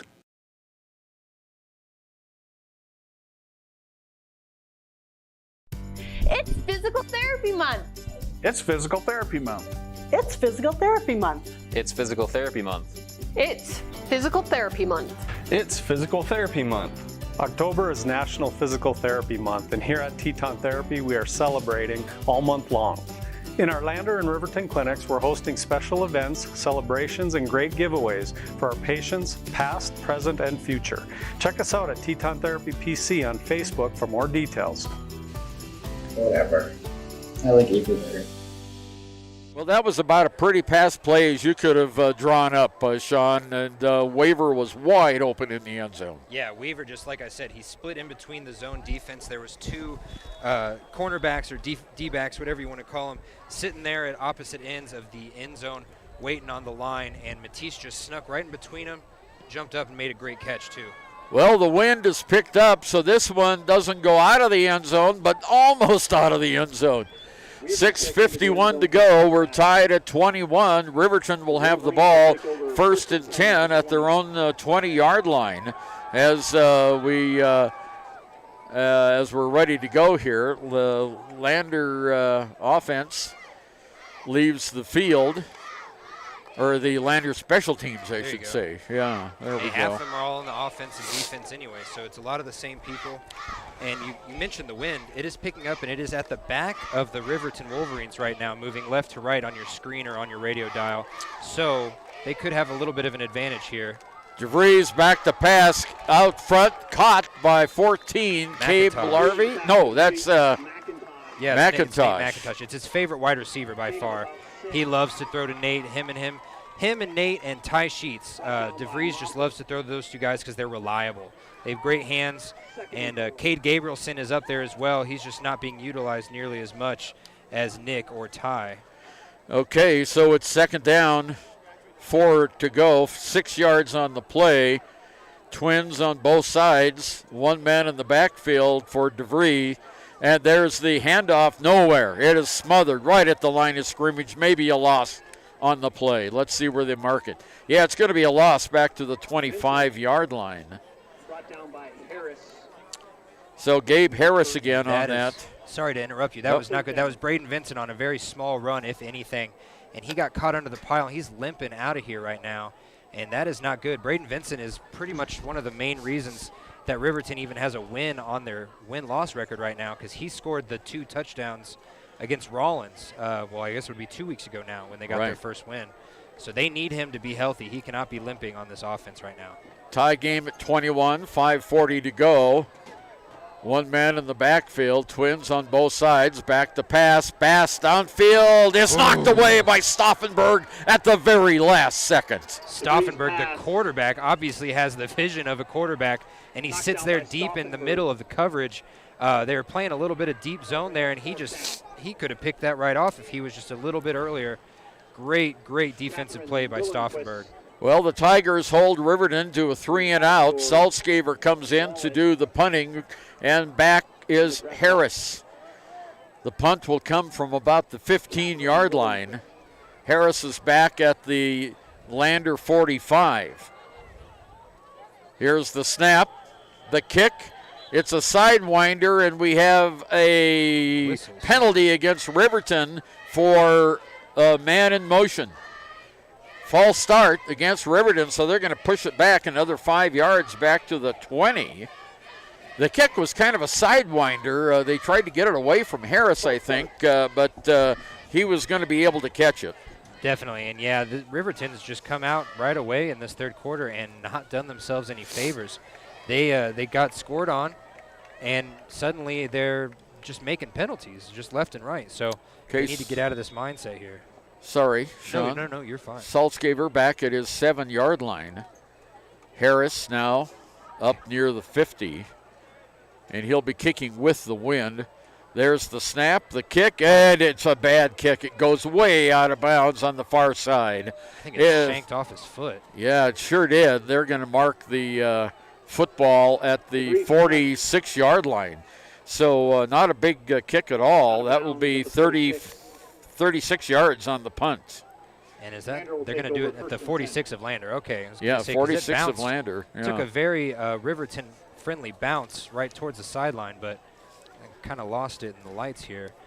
I love this lights look, and I keep wanting to say Friday Night Lights, but it is actually Monday Night Lights. Yeah, Monday Night Football here. With our apologies to ESPN and ABC. And we're getting sued. Let's go. No, we're not going to do that. Joel Beaver out to the right side. Stevenson on the left. Handoff to Pasquinelli. He's got a little bit of running room to midfield and down into Riverton territory at the 49-yard line before he's finally wrapped up and doing the job there. Daniel Clausen for the Wolverines. Clausen's got some strength to him. He's really good on the defensive line if he can get the pressure that he typically gets. He's a pretty dangerous person to have in the backfield. Pasquinelli ran right into him. Okay, so the gain is to the Riverton 49-yard line. It's on the Riverton side of the midfield stripe. 2 men in the backfield now for the Tigers. There's a blitz coming from the right, I think is what Brennan's saying. Looks like it, yeah. There's the handoff to Pasquinelli. He breaks one tackle, but not the second. He's pulled down for maybe a yard gain. They're going to give him a yard, I think, or maybe no gain. And no gain on the play.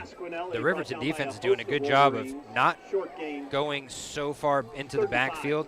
They're kind of waiting at the line of scrimmage and letting Pasquinelli and Gabe and Matisse, they're kind of letting them come to them rather than them rush forward and possibly miss in the backfield. Well, that's what was happening last week.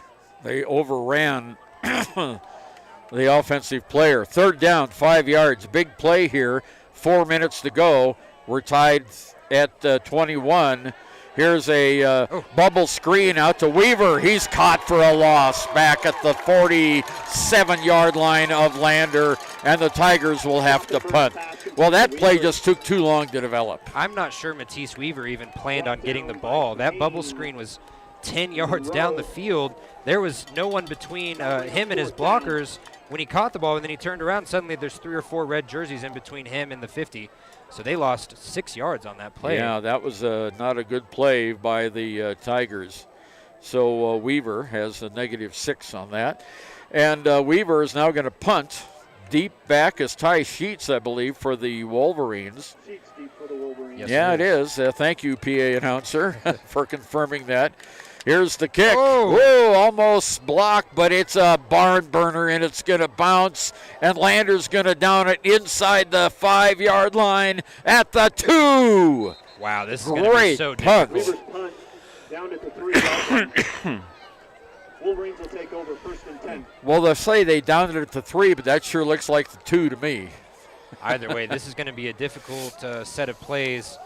And, you know, it's not impossible. When I was at Riverton's game it was their 4th game of the week, but they were able to come on a 90-yard drive and score a touchdown. I believe it was their first offensive touchdown of the season. Yeah, that's right. But this is going to be just a tidbit more difficult with 8 extra yards.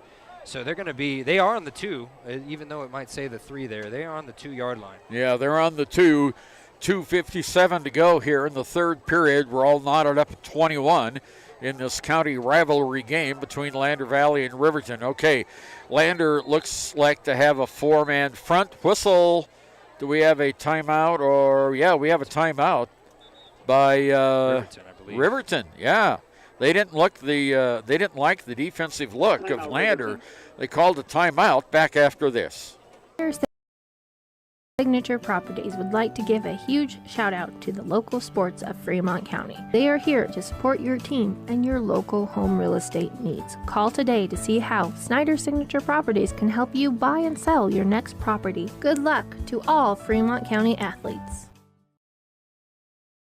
Gotchi Rehabilitation and Wellness knows what it means to be on top of your game. For over 60 years, Gotchi has led the field in providing physical therapy, occupational therapy, and wellness in Thermopolis and their facilities in Worland, Basin, Powell, Cody, and Shoshone. Whether you're recovering from an injury, deconditioned, post-stroke, or just looking to take control of your health, you'll find years of dedicated experience paired with personal care at Gotchi Rehabilitation and Wellness. Learn more at gotchi.org. Well, Sean, the Wolverines want to make sure they've got the right play called here down. Most of the players are standing in the end zone. Yes, definitely. It looked like from their offensive set is going to look a lot similar to this. They were trying to spread the defense. Now they have trips out to the right, twins to the left, and the Lander defense looked like it was going all in on the blitz on the middle, so they called a timeout. All right, there's the pass out. It's caught and dropped down. No gain on the play. Nice. I can't see the number there, so I'm not sure who caught that. That was 88, Nathan Hutchison. Oh, that was Nathan Hutchison. No gain on the play. Well, maybe they're going to give him a yard. 1 yard, they're going to give him to the 3. So that is, let's see, 1 yard. He's now got 22 yards on 3 catches. And that catch, was right out in the flat. He was defended really well by the Lander defender there. He was on him like white on rice, and there was no way that Hutchison was going to turn and go vertical against him with that type of play call. Yeah, and they stopped him right just for a very short gain. DeVries back in the end zone. Pass on this side is down, and that is McIntosh. Got all the way up to the 12. Yeah, he's going to be a yard short of the first down. They're going to mark him at the 11. So that goes for 8 yards on the play, 7 yards on the play, rather. And that is another completion. It will be 3rd down and 1, and McIntosh catches that one. It was a simple 6-yard play. It was a simple curl route. McIntosh had a lot of separation between him and what looks like Joel Beaver? Yeah, no. Joel Beaver, number 4. No, Bodie Moffitt was the one covering him. And, yeah, he had at least 10 yards of separation in space. Perfect curl route. Big 3rd down here, and DeVries is going to run and get it. He's up to the 15. Easy there. We could see that one coming. We knew DeVries was going to go up the middle on that one. Ernie, I could have pushed you through the hole that his offensive line just made it. And, if you ask DeVries, that's his favorite play. He wants to look like he's going to throw, and if there's a little hole in the middle of the line, he loves to just run up it for about 5-10 yards almost every time. Well, they put the ball right on the, the 10-yard line. So it's now 1st and 10 Riverton. Minute 9 to go here, 3rd period. We're all knotted up at 21 on our WyoToday.com scoreboard. There's the snap. Back to pass, big rush. He's caught behind the line, but he escapes. He's up to the 20, 22, 23-yard line. Boy, they had him caught dead to rights in the backfield, and I don't know how he did it, but he got away. Yeah, definitely. He just slid right past the right defensive end, and next thing you know, there was about 2 or 3 white jerseys that were 5 yards in front of him, and he decided to run right at him and juked his way up for about 5 yards. Yeah, about 5-6 yards on the play. He's nearing 100 yards on the ground, Sean. He's got 14 carries, unofficially 91 yards. So happy for him because he did not start the season off looking like this, and he's grown into a great little quarterback right here. trips on the right, Twins on the left. Backfield is empty. DeVries, he loses the football, and he's tackled for a lot. No, he gets away. He's still on his feet.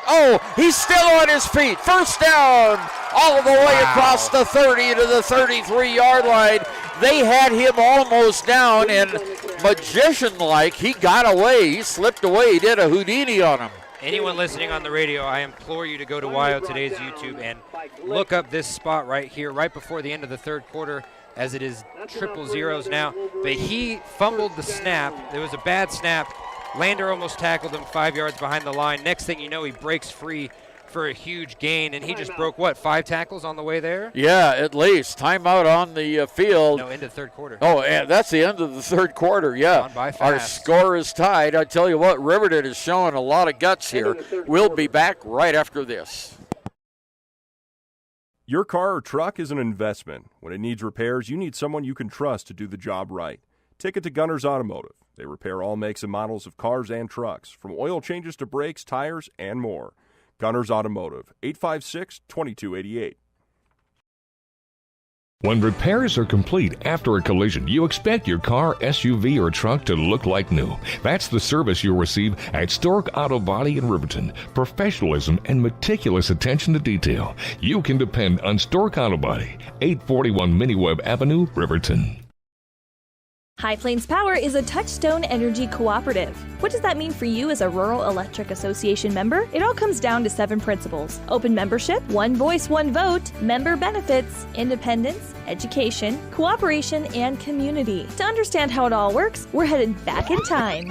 In 1879, electricity was in major cities, but rural areas were out of luck.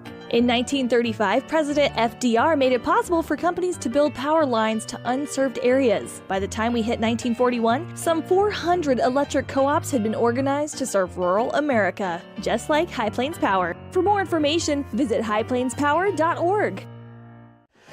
Well, after that great run by DeVries, who had that bad snap, he moved it all the way out to the 33-yard line. First down, 10 yards to go. Twin receivers on both sides in the gun. DeVries rolls to his right side, tucks it, decides to run, and is dropped out of bounds by Gabe Harris over on the far sideline. And he's going to get about, let's see where they're going to mark it, about 4 yards on the play. 3 or 4 yards. 3 or 4. They're going to give him 4, so, they're almost giving him 5. Right? We're going to give him 4. Very generous for where he was a actually nice tackled at. Spot there as they move it up to the 39-yard line. They're going to give him 5 yards. You said it a little earlier. The band has woken up, and now the student section over here is pretty much full. It was not full at the beginning of this resuming of the game. People are getting out their heavy coats. It's starting. The wind has died down, but it's a little chilly out here. Okay, here's the play. DeVries back on the near side, incomplete. And that was intended for Hutchison again. Just a little bit out past his outstretched arms. Hutchison, even if he had dove for it, would have only been about a 3-yard gain. They might have gotten the first down depending on where he dove, but it didn't seem like it was in the books there for him. 10 of 15 in the air for DeVries tonight. He's having a good night. This is a great night for DeVries. If you have not been watching Riverton football all season, I guarantee you this is probably the best game that you've seen. This is definitely the most points they've scored. They scored 14 in their win against Rollins. They scored 7 against Evanston, and I think they scored 7 against Powell. Maybe they scored 13 against Powell. One of them was a pick 6, but either way, this is definitely the best game of the season for Riverton. 11 minutes to go in the game. We're all tied at 21. DeVries is going to take it and run, and he dives for the line to gain. I don't think they're going to give it to him, though. I think he's going to be short, Sean. I think he is, too. And 87 for Lander was, he had him in the backfield, and DeVries just outran him. He was out there. It might be 67. Yeah, Wesley Downs. He had him in the backfield. He could have wrapped his arms around him. Instead, DeVries just gives him a little juke, and next thing you know, he's 2 or 3 yards out in front of Downs. Can't catch him. Okay, still in Riverton territory. They're at the 43-yard line. 4th down, 1 yard to go. Lander's got 5 up front, and they jump out of bounds. They jump offside. That was a hard count, and it caught the Tigers. It definitely was, and I was about to critique their usage of shotgun on 4th and 1 when you'd think most likely you'd want to be under center and closer to the line of scrimmage. But they got him anyway, and that's a first down with 10 minutes, 10 seconds left to go in the game. That's only the 4th penalty tonight against Lander. They've certainly cut down on the penalties, but they had like 3 to start the game, and they've calmed down since then. A great call that time by DeVries, and they move it up to the 48-yard line. First down, 10 yards to go on the penalty. Can I just say, if Coach Scott was yelling at me at halftime about penalties, I would also stop committing penalties. Yeah, exactly. Okay, here he comes up to the line at the 10-minute mark. Left to go in the game. All tied at 21. Twins on both sides. One man in the backfield with DeVries. Lander has a 5-man defensive front. He rolls to his right. Throws, knocked away. Did he catch it?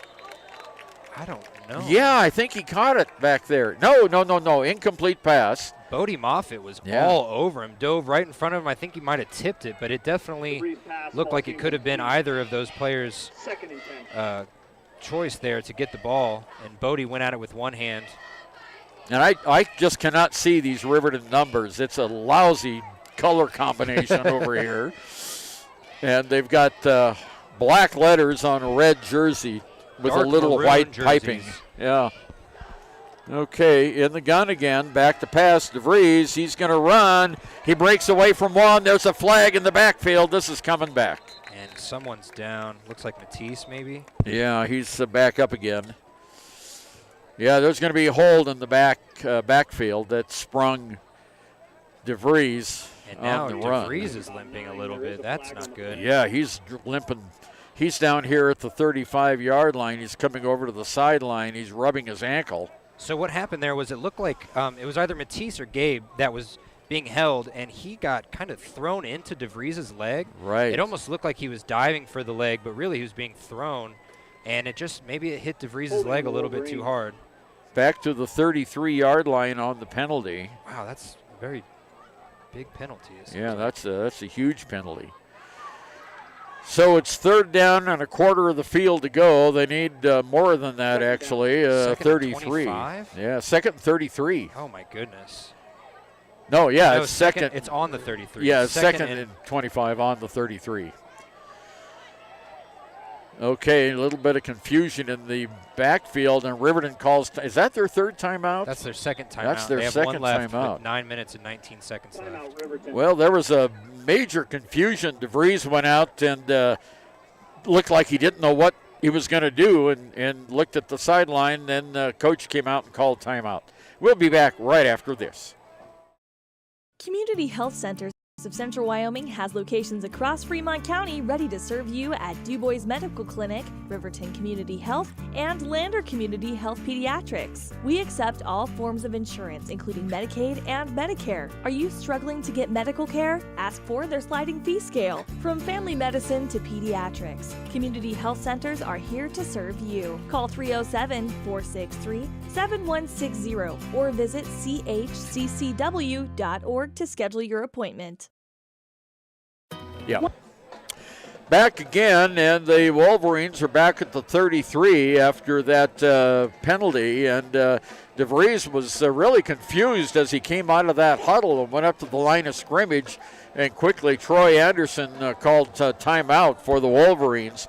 We have got, 9 minutes, 19 seconds to go here in the game, and we're all knotted up at 21. This has been a good one. This has been a great game. I couldn't have asked for anything better.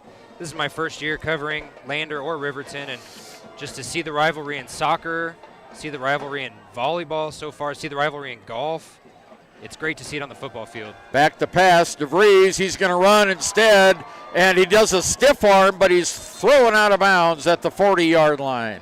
Yeah, Hunter Velarde, man, yeah. he tossed him there. Yeah. He's lucky it wasn't a late hit because it was out of bounds, but he kind of loosened up there at the end. Yeah, that was a 5-yard gain. They're up to the 30. Up to the 40. Well, they're up to the 40. That'd be a 7-yard gain. 3rd and 20 now. It's going to be a mountain to climb right now. Riverton has dug themselves in a deep hole. That 10-yard penalty from the spot of the foul, the hold, I mean, that knocked him back 15 yards and took a down. So yeah, this is going to be interesting to see what they call here. 4 wide receivers. Hash mark on the near side, twins each side, one man in the backfield. There's the handoff. We've got a flea flicker. There's the flea flicker. It's caught downfield at the 30-yard line. 1st and 10, Riverton. Well, they pulled that one out of their hat. That was McIntosh that caught it. And that throw is over the body of Brennan Stauffenberg. Oh, my goodness. But remember, Nathan Hutchison is their quarterback from last season. And like we said at the beginning of the game, this is his first game back after playing fall baseball up in Casper. So he has the arm, he has the accuracy because he's been on this field as a quarterback for a whole season before. Yeah, so Hutchison gets the credit for the 28-yard pass. Catch. No, Hutchison, did he catch that? Hutchison caught it, McIntosh. McIntosh threw it. We are all over the place. Sorry, ladies and gentlemen. Hutchison threw it, McIntosh caught it. That's right. And here we go. Derek's going to set in the back, and he's going to try and run around to the right, and he's going to get thrown down for a 3-yard loss. Yeah, that's good defense. Good pursuit there by the Tigers. Okay, and so that's going to be a loss on the play. Back to the, well, where are they going to mark it? Well, they're moving it back. 34-yard line of 2 yards. So a 2-yard loss. That's only the second time DeVries has been caught with negative yardage in tonight's game. He still has 19 carries, unofficially 123 yards. Clock moving at the clock stopped. 8:15 to go. Same format for the Wolverines. In the gun, there's the snap. It's a low one. There's a pass downfield, knocked away at the last time by Pasquinelli. And one of the Tigers hits the ground hard. Oh, no, that was Stauffenberg. Yeah, Stauffenberg is one that broke up the pass. Yeah. That was a great throw over the middle. It's just, it seems very Derek DeVries-ish right now to kind of force it to one person he likes. And he threw it into double coverage there, knowing that he had a better option on the left. So. Okay, so here we go. Big play right now. 3rd down, 12 yards to go. Is this 4-down territory, Sean? I believe this is because you don't want to give the ball back to Lander. They've only had it twice, I believe, since the halftime. Yep. And they've scored on one of them. So it's going to be difficult to try and get the ball back from a team that's this hungry. Same.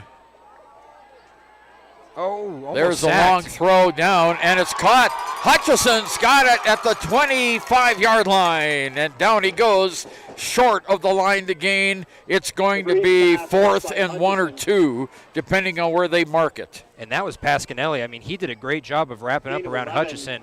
And Hutchison, if he had been able to break the tackle like he almost did there for a second, he could have actually ran in for the touchdown.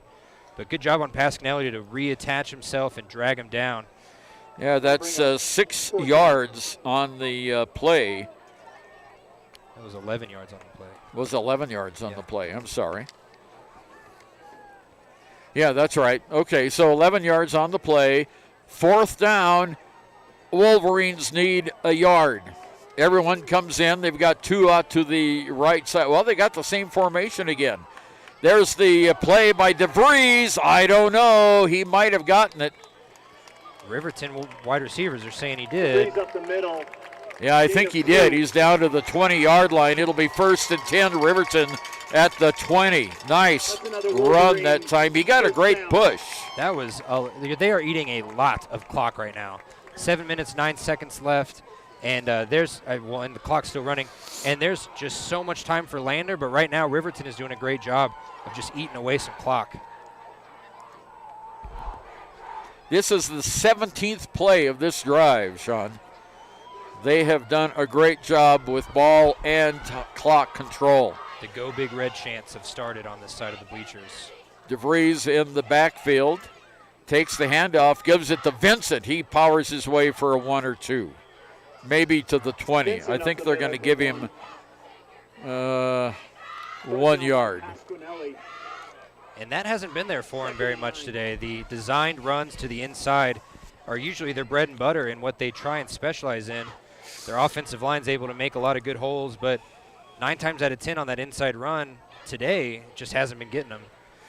2nd down, 9 yards to go. Clock at 6:12. It's all knotted up at 21. Riverton looking for the go-ahead score here. Same format. No, they've got a different one. Man in motion now is Hutchison. Hutchison goes into the slot on the right side. Back to pass. DeVries finds him and falls down. The pass is incomplete. Boy, he had that too. He was wide open on that side, but he couldn't control it, and it bounced away. Yeah, Hutchison just bobbled it, and it was right in his palms. I'm sure he tried to bring it up to his chest and turn a little bit too quickly, but that was a pretty good pass by DeVries to find him in the flat like that first. Big play here, 3rd down, 5:53 to go in the game. DeVries comes in from the sideline from Coach Troy Anderson with the call. Riverton's cheerleaders asking for a touchdown. I'm sure the hometown fan would like that. Yeah. Okay, Twins off to each side. One man in the backfield. That's Sheets. Still trying to get set up. Back to pass. Oh, he's caught from behind and gets away, and a flag is down. Harris finally gets him down at about the 15, but I think we've got another hold in the backfield. That Lander defense, even if they were being held, was being extremely timid. They could have sacked him or at least tried to reach for the arm that was going up to throw a couple times. That is surprising that Lander didn't at least get the sack there. Yeah, I'm really shocked at that, too. Here's the call from the White Hat. Well, not quite yet. They're going to Riverton's side of the... It's against Lander? It's against Lander. Okay, so we've got what, a block in the back? Well, it's going to give Riverton a first down. Oh, face mask. Oh. Face mask against... Boy, that's a bad time to have a penalty. Well, in that face mask, who could it have been on? One of the offensive linemen? Obviously, we don't have the best view up here, but it seemed to me that Lander was getting straight through the defensive line. I have no idea why they would need a player to hold on to through the face. Well, that is a big penalty. Gives Riverton a 3rd down and 2. 3rd and 2 from the 12-yard line, or is that the 13? It's at 13. They're at the north end of the field here. There is no wind. It was very windy today, and it is just no wind today. Great for them. 5:40 to go. Clock is moving. Riverton steps up to the line. Trips on the right, Twins on the left. Now a man in motion is Sheets. He gets set. There's DeVries. He's going to go run for it. He's got a hole, and he's at the goal line. No signal yet, but there's laundry on the field. DeVries with a carry. Well, let's see what this call is going to be. Holding against Riverton. There's a flag on the field. And, that was a great designed run for DeVries. Yeah, sure was. They hole opened up for him really well. Definitely. And you know where that started from, and this is where DeVries is growing as a quarterback. He called Sheets to run in motion to see what they were going to cover. It was obviously zone because no one moved. Next thing he knew that there was a weak side on the right because there was more players playing zone to their left. And did they call a timeout here? No, we've got an injured player in the I did not see that. Riverton player is injured. Is that DeVries? It looks like it. Yes, it is, and he is holding his head. Yeah, that's DeVries. And the coaches and trainers have come out, and he's heading to the sideline. So DeVries got shook up on that play, and there was holding against Riverton, so the penalty is going to move the football back to the 24-yard line on the penalty. Now, that is the 6th penalty called against Riverton. Lander's been whistled 3 times. I'm interested to see who's going to come in and play quarterback for at least this play. Yeah. They have Jackson Larson. They have Blake Gantenbein. And then, as we've mentioned, Nathan Hutchison was their quarterback all season last season. But he's only been on the team for about a week, so I doubt they want to give him the play calling duties right now. Oh. Well, we've got... Oh, scoreboard is screwed up. Now there they go. 5:24 to go.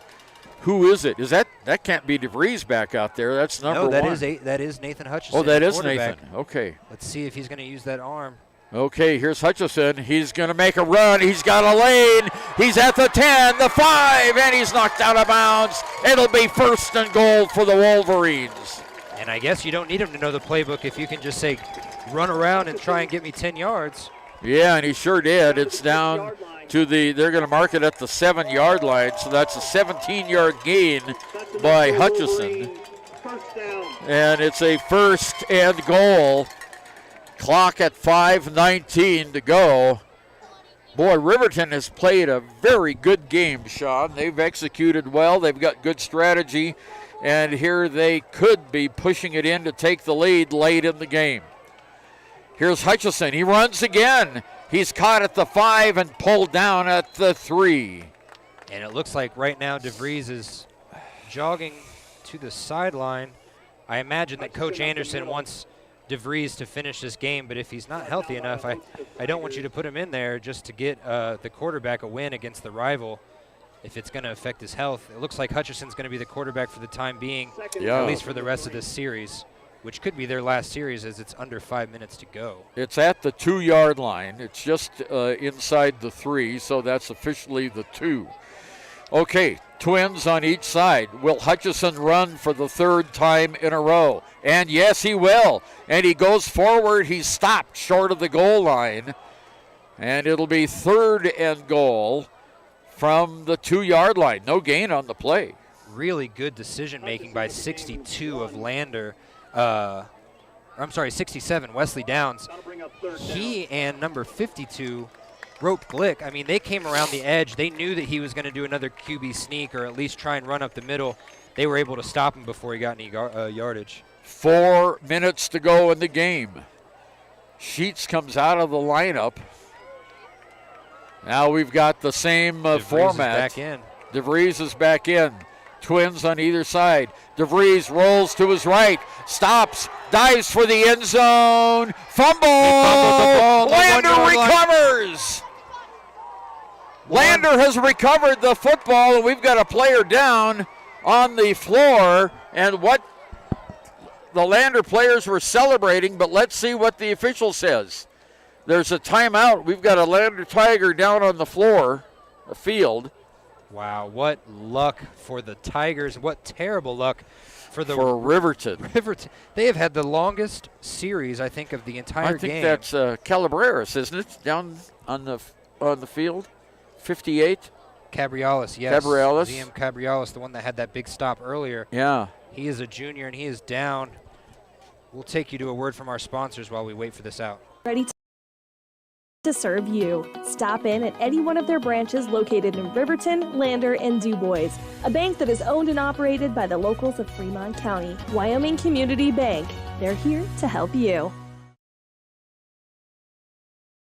Are you a caring person that wants to help but not sure where to go? Wyoming Senior Citizen Inc. is looking for caregivers across the state. Call 307-856-6880 to find out more information. They would like to wish all Fremont County athletes good luck this year. Natural Health Solutions offers treatments for a variety of conditions, along with nutritional counseling, chiropractic, acupuncture, and more. Treatment plans designed individually to optimize your health. Call for an appointment, 856-8181 today.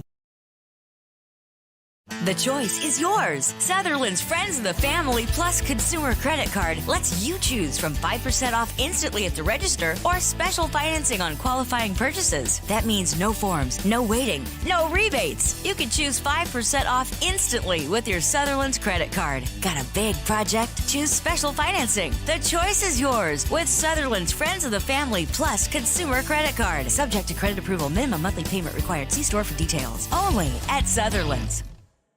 Okay, he's being helped off the field now, and he's dragging that left leg, so I'm not going to speculate on what that might be, but they're taking two of the coaches to carry him off the field. He's not putting any weight down on either of those legs.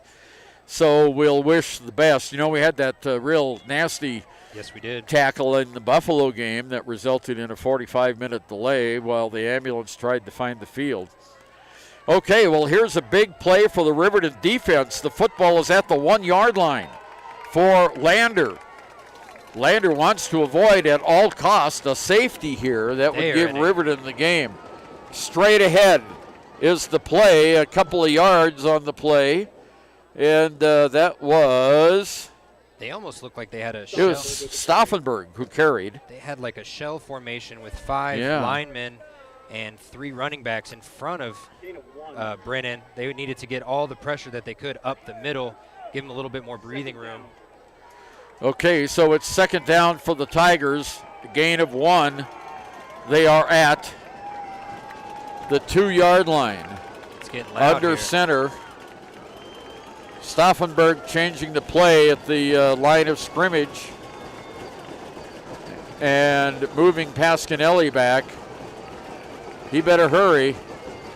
There's the pitch to Pasquinelli. Pasquinelli breaks away from one. Another. He gets up across the 5 to about the 7-yard line. Pasquinelli on the carry. And, man, it takes some cojones to pitch the ball backwards to your running back. Into the end zone. Into the end zone as the defense is rushing you. And that is a big boy play by Brendan Stauffenberg. And I'm sure that he called that play, and Pasquinelli was just happy to get the ball from the pitch. Okay, 2:33 to go. Lander looking at a third down and about a long 4. Here's the handoff. It goes straight up the middle, very close to the first down. The line is still being moving. Tigers are going to get a first down at the 13 or 14. Well, that was student body right up the middle. Yes, it Sean. was. I think that was Gabe Harris that just ran with 5 or 6 of his teammates in one big old huddle right up the middle. And good for Gabe to try and get that extra effort in the legs at the last second. I think that's what pushed him past the first down marker. Yeah, they've got him at the 9. So that was 3 yards by Harris. Sorry for the... You're getting a little sick, aren't you? Oh, the frog. There's the handoff. Goes straight up the middle. Breaks one tackle, and that's Gabe Harris, and there's a flag on the play as Harris moves it up to the 20-yard line. And it's only 2 minutes to go in the game. They need to hurry up here right now. Yeah. Looks like Lander has 0 timeouts left, and Riverton has 2, if I'm reading that correctly. Riverton has no timeouts. Lander has 2. I can't see Guest or Home over there. Okay. But yes, that is going to come into play here. Penalties against Riverton. Oh, no. Yeah, and they're going to mark the ball off again. They haven't indicated what it is yet, but Riverton has moved way back. He's indicating now. What was that? Face mask? Well, it must have been unintentional, but it gives the Tigers a first down at the 25-yard line. So another penalty against Riverton. Typically, they announce it over the PA what the penalty was, but I don't even think the PA announcer was able to see what he was doing. Under 2 minutes to go. Lander has the ball, 1st and 10. They're at their own 25-yard line. Okay, here we go. We can hear the Riverton defensive coaches up here saying, watch the tight end. Yeah. Watch the tight end. So. All right, Stauffenberg. He keeps changing the line at play. I like to see that from an experienced quarterback. Pasquinelli to his right. There's the handoff. He fakes the pitch to Pasquinelli. He's got a little bit of running room for a second, but there it closes in a hurry, Sean. Man, we were talking about it at the beginning of today, how hard Pasquinelli is to bring down. That was a great open field tackle there, and I could not catch a number on it, but whoever did it round Pasquinelli's shoulder pads in an excellent way. We're down to 1 minute and 30 seconds, 90 seconds to go. Stauffenberg in the gun, goes back, looks to pass. He's got Harris at the 30-yard line. What a tackle. What a hit. Boy, that's going to be 3rd down and not a first down. That's only going to be about a 4-yard gain by the Tigers. Yeah, Nathan Hutchison just demolished him as soon as he got the ball. What a tackle. Okay. He'll be feeling that one tomorrow. Yeah, he sure will be.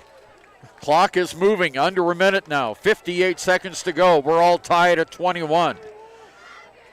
Set look in the backfield. Here goes Stauffenberg. Rolls out to his left side. He's got the first down and knocked out of bounds. And a flag. Boy, that was a late hit. That might be a late hit, but honestly, I think Stauffenberg ran into the Riverton defender as soon as he crossed the line. He just trucked him over the sideline there. And let's see what the call's going to be. I believe he trucked Dominic Payne. And is that Stauffenberg down on the sideline over there? That it is. Good. Stauffenberg on the carry. Yeah, probably took the wind out of him. The way that he went down and he almost looked like the tackler, and the Riverton defender looked like the ball carrier the way that he went down. We're down to 45 seconds to go. Lander would love to get in field goal range. It's a personal foul against Riverton, so that's going to be the late hit. And, yeah, that is not – Riverton has just been kicking themselves all fourth quarter, and it is starting to accumulate and matriculate down the field. They can't afford to have another penalty, especially one like that. With only 45 seconds left, they're not going to have any time. Yeah, and with the leg that Matisse Weaver has. 45 seconds to go. Lander has the ball in Riverton territory at the 49. Twins on the right side. Single receiver. Back to pass. Play action. There's Stauffenberg. He's sacked back at the 42-yard line. Ty Sheets is back there. Little and the clock continues to, they stop the clock. I think, does Lander call a timeout? Lander calls a timeout, a huge loss on the play, and it's all the way back to the 42-yard line. Loss of 8, my goodness. Timeout, and we will be back after a word from our sponsors. Proud to sponsor this week's Player of the Game. For a limited time, enjoy a Papa Murphy's barbecue chicken pizza made with KC Masterpiece barbecue sauce. After the game or anytime, you can't beat the fresh ingredients and authentic flavor of a Papa Murphy's Take and Bake pizza. And you know it's baked right every time because you baked it yourself. Papa Murphy's on North Federal in Riverton. Drop in or order online at papamurphys.com. Go Wolverines! Back when I was riding in rodeos, I always made sure I was locked in, good and tight. Now as a touring musician, crisscrossing the country, I still make sure I'm locked in, good and tight. Of course I do. Hauling ass, heading south, down the road in a gold Cadillac, coupe bill. Buckle up for life, Wyoming. Bryce Mason on that sack of the quarterback Stauffenberg. We're down to 37 seconds to go in the game. It's second down, 17 to go for Lander. Lander would love to get into field goal range for Matisse Weaver. Here's the snap. And we have a Lander player jumped offside, I believe. I think it was just the running back to the right of Brennan that started running a little bit early. And that is not good. That was an 8-yard sack, and now they might add 5 more yards to that. Well, I tell you what, they're clapping their hands. Is it against Riverton? Offside Riverton. Wow. Oh, what a call there. So let's see. This is 1, 2, 3, 4, 5, 6, 7, 8, 9 penalties against Riverton. And you know, they can win or lose. They're going to go into the locker room after this, and they are going to say, we played a great game that was filled with mistakes that kept us from achieving our ultimate potential. So that is going to be a big storyline heading into tomorrow. All right, it's at the 48-yard line. Whistle, flags. I think this one's going to be on Lander. Are we going to march 5 yards the other way? Yes, we are. Yes, we are. Oh, delay of game. That was a false start. Goodness. It was a false start. Yeah. Oh, it was a false start? Yes. Okay. And that false start, I mean, I saw it. The line just, all 4 of them kind of flinched at the same time. And I don't know if Brendan Stauffenberg was trying to do a hard count or not, but he caught his own lineman napping. Okay, so it's 36 seconds. No time should have gone off the clock as they blew the play dead, but time did go off the clock. We had 37 seconds up there before this play started. There's the snap. Stauffenberg back to pass. He's sacked again. The ball gets away. It's fumbled. Lander recovers back at the 30 with 25 seconds to go. Great vision there. I think it was 77. Tristan Osborne had his back, saw the ball come out of the corner of his eye, and I've never seen a big offensive lineman run like that as fast as he could, about 5 yards backwards. All right, is they going to call this an incomplete pass or a fumble? I think they're calling it a sack and called it dead before the ball went out anyway. That's a possibility. Oh, they've got a flag now. Flag on the field. A late flag comes out. Let's see what the call is. Roughing the passer against Lander. Oh, and an ineligible receiver. What? How can the team rough the passer on their own team? They're going over to talk to John Scott now about that call. I think it was roughing against Riverton, an illegal man downfield. It'll end in a loss of downs. Third down. Well, it was a penalty. I'm also confused because he did the roughing the passer signal. Okay, we've got 26.8 seconds to go. We're tied. Are we going to overtime in this homecoming game against the county rivals? Stauffenberg rolls to his left, throws, caught. Oh, he dropped it. Oh, is that Joel Beaver with another drop? Beaver had it at the 45 and dropped it. So it's 4th down. Well, here's your game, folks. 21 seconds to go. Lander needs a first down. The line to gain is the 39-yard line in Riverton territory. They're not going to get that. They're going to punt this away and ask their defense to put him into overtime. Okay, well, that's what's happening. Matisse Weaver goes back in deep punt formation. Ty Sheets going back for the Wolverines. Yeah, it's 21 seconds to go in the contest, and we have a timeout Lander. Timeout Lander. Well, Sean, let's hold it here. Yeah, we're down to the nubs here in this game. This is a 4th and 27. The scoreboard says 4th and 19. The scoreboard's been kind of off wonky, all wonky, day, but that is neither here nor there. 4th and 27 is not something you want to ask Stauffenberg to do after he's taken 2 big hits. He actually laid one of the hits out, but he is definitely not going to want to be the quarterback to try and throw a 30-yard bomb after one of those hits he's taken recently. So you punt the ball. Hopefully you go to overtime, 21-21. Well, the officials are still talking on the field. I'm going to have to ask for explanation of that call. I, too, would like an because explanation it's of that call. very unclear what the call was, whether it was against Riverton or Lander. It was something that didn't make any sense. The umpire gave the roughing the passer call, but then called it against Lander. And, of course, the quarterback was from Lander, so I don't know. Can't rough that guy, yeah. Yeah, we'll have to see. Okay. They're going to punt. If We're Matisse 21 seconds away from overtime, barring a run back by Ty Sheets, who's heading deep into his own territory there to catch the punt. He's way up too close. He's only at the 40. Weaver can really put this out of here if he gets it away. Oh, a high snap. Oh, it goes straight up in the air.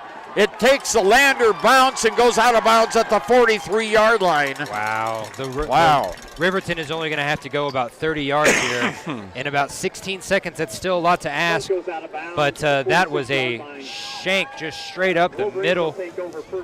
I mean, that was not what Matisse wanted to do at all, obviously. Oh, he shanked it. And they're going to put the ball at the 46 instead of the 43. So the ball is at the 46. 1st and 10, Riverton with 16.7 seconds to go.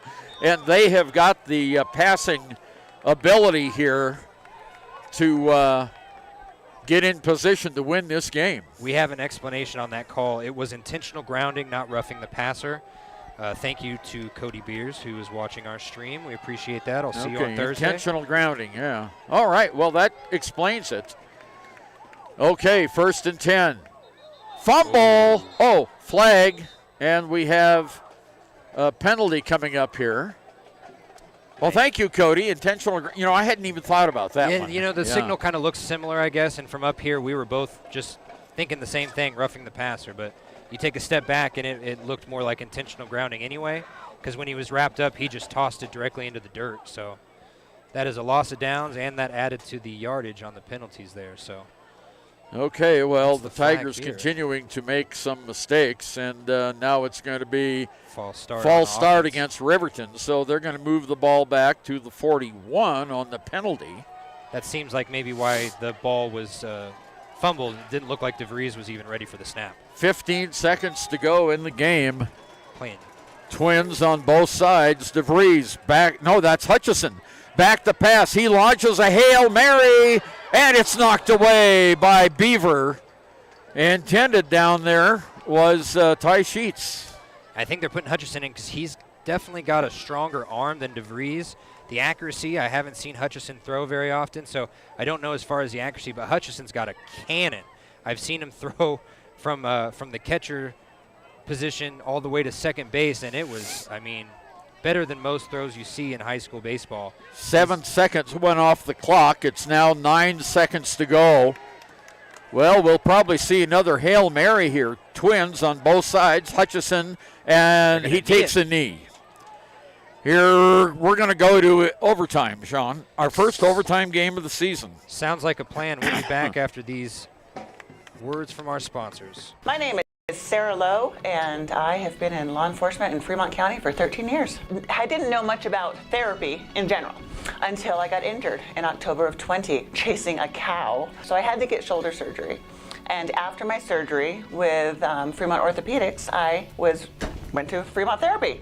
And they were really excited to see you. So it was a really warm, welcoming experience. We tried all sorts of different methods to increase and make sure I had the best mobility for my job. Rachel's a firecracker. She's just a little spitfire.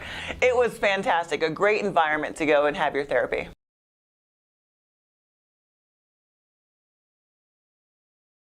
Wyoglass wants to wish all the Lander Valley Tiger teams good luck this year. Wyoglass is locally owned and operated in Lander. They bleed green. Call or stop in today to get a quote on a window or get a quick fix on your window for a rock chip. Wyoglass is Lander. The staff and board at the Fremont County Fair wish to thank everyone who attended the fair this year. Whether you enjoyed Family Day, a night event, entered a craft show, or showed your livestock, thank you for all your efforts. We'll be moving and grooving next year, so stay tuned.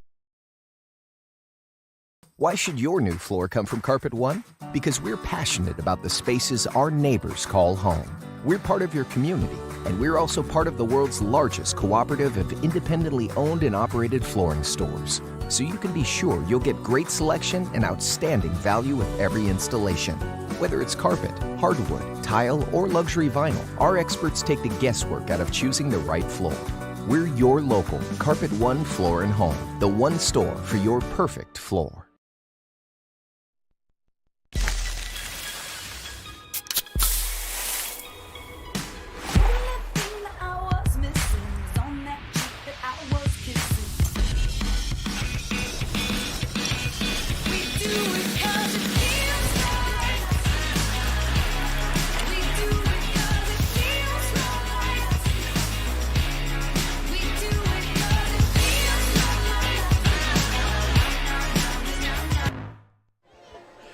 Okay, it's overtime in the Fremont County rivalry game between Lander Valley and Riverton. We're all tied up at 21, and how critical was that fumble at the 1 yard line by Riverton with 4 minutes to go in the game? I mean, that could be the determining factor between a win and a loss, and right now it's just got to be in the back of their minds, but they need to have a goldfish memory right now and just completely put it behind them, right? Because right now overtime's a different beast. And we understand if we're looking up the we haven't had one of these. I have not called a high school overtime game ever, so this will be fun. Apparently, the ball is placed at the 10, and you get 4 cracks at scoring, and then the opponent gets 4 cracks at scoring from the 10.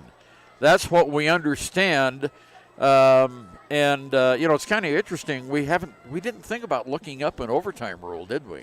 No. We haven't really needed it. So this is going to be interesting. I think we're going to have another. Yeah, we'll have a coin toss here. So the captains are coming out, and we've got Braden Vincent coming out. We also have Jackson Hill. We've got Hutchison. No, not Hutchison. 14 is McIntosh, and Ty Sheets for Riverton.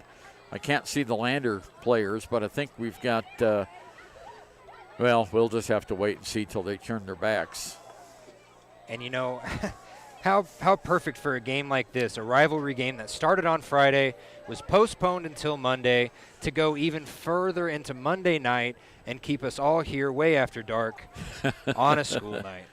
on a school night. I tell you what, the crowd is filled in here at Riverton, and your observation earlier that there are a lot more Lander fans here tonight is right on the mark. There's a lot of folks here. So let's pay attention now to this coin flip. There's the toss of the coin. Is it heads or tails? Lander wins the toss, I believe. And so Riverton is choosing the side they'll defend, which is the south goal, I believe. Well, let's take a second. Yeah, Riverton's going to defend the south goal.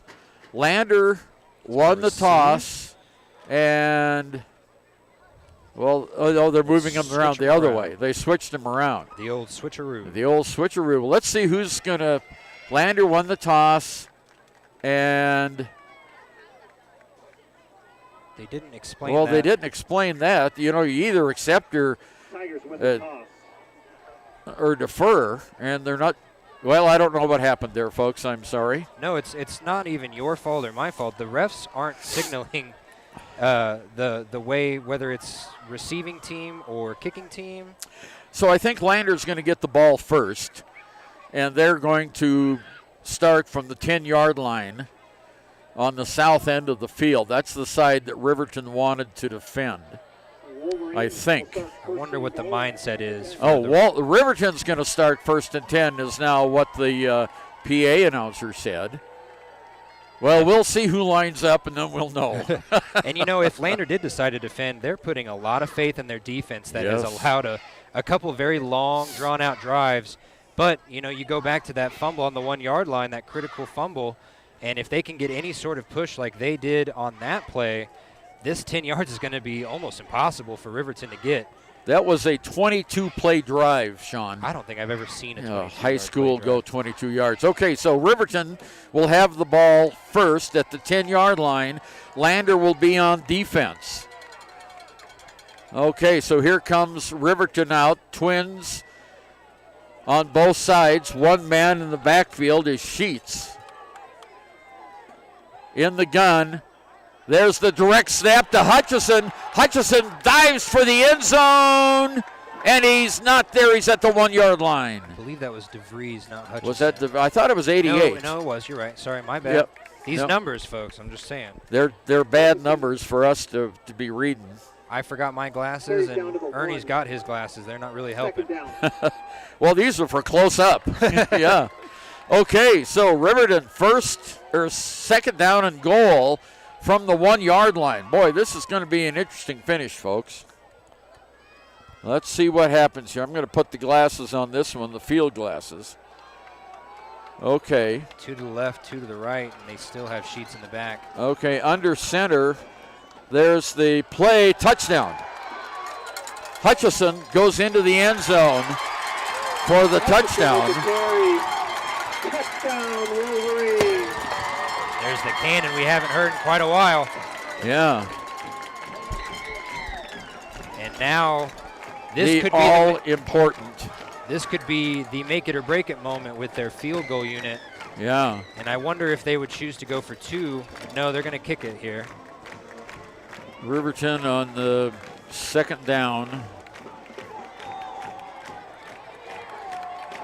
Here comes the kick. Saltzgaver is at the 10. There's the snap, the kick. It is good. And it's Riverton 28, Lander 21. And Lander now will have an opportunity to see if they can tie it. Lander 21. Hometown Freedom Healthcare, making healthcare great. Providing coverage in family medicine, women's health, pediatrics, and mental health. Meet providers Tara Blumenshine, Adina Vasco, and Jessica Rodriguez. Come see us at Hometown Freedom Healthcare, locally owned, 463-0541. Riverton Vision Center offers comprehensive eye health exams, highly trained staff, and a large selection of fashion eyewear and sunglasses. Dr. Ballard, Dr. Hinkle, and Dr. Frazier offer over 70 years of experience. Call Riverton Vision Center at 856-9451 to schedule an appointment today. Well, the crowd is on its feet here at Wolverine Stadium as the Wolverines have scored 28 28-21 lead. Lander now has an opportunity. This would be the biggest win in Troy Anderson's reign as Riverton's coach. They've only won one game each of the last 2 seasons. Okay, here's Stauffenberg under center. Full house look and a penalty. Riverton offside, I think. It looked like the nose tackle for the Riverton defense definitely jumped over. Yeah, it's offside. So Lander gets 5 yards closer now. First and goal from the 5 is a lot worse for Riverton. Yeah. Okay, offside Riverton. First and goal Lander from the 5-yard line. We're in overtime. Riverton scored a touchdown and an extra point. So now it's Lander's turn. Full house look in the backfield. Under center is Stauffenberg at the 5-yard line. Here's the snap. The handoff goes straight up the middle and a yard or 2 maybe by Pasquinelli. And let's see, they're going to give him 1 yard. Carry by Pasquinelli.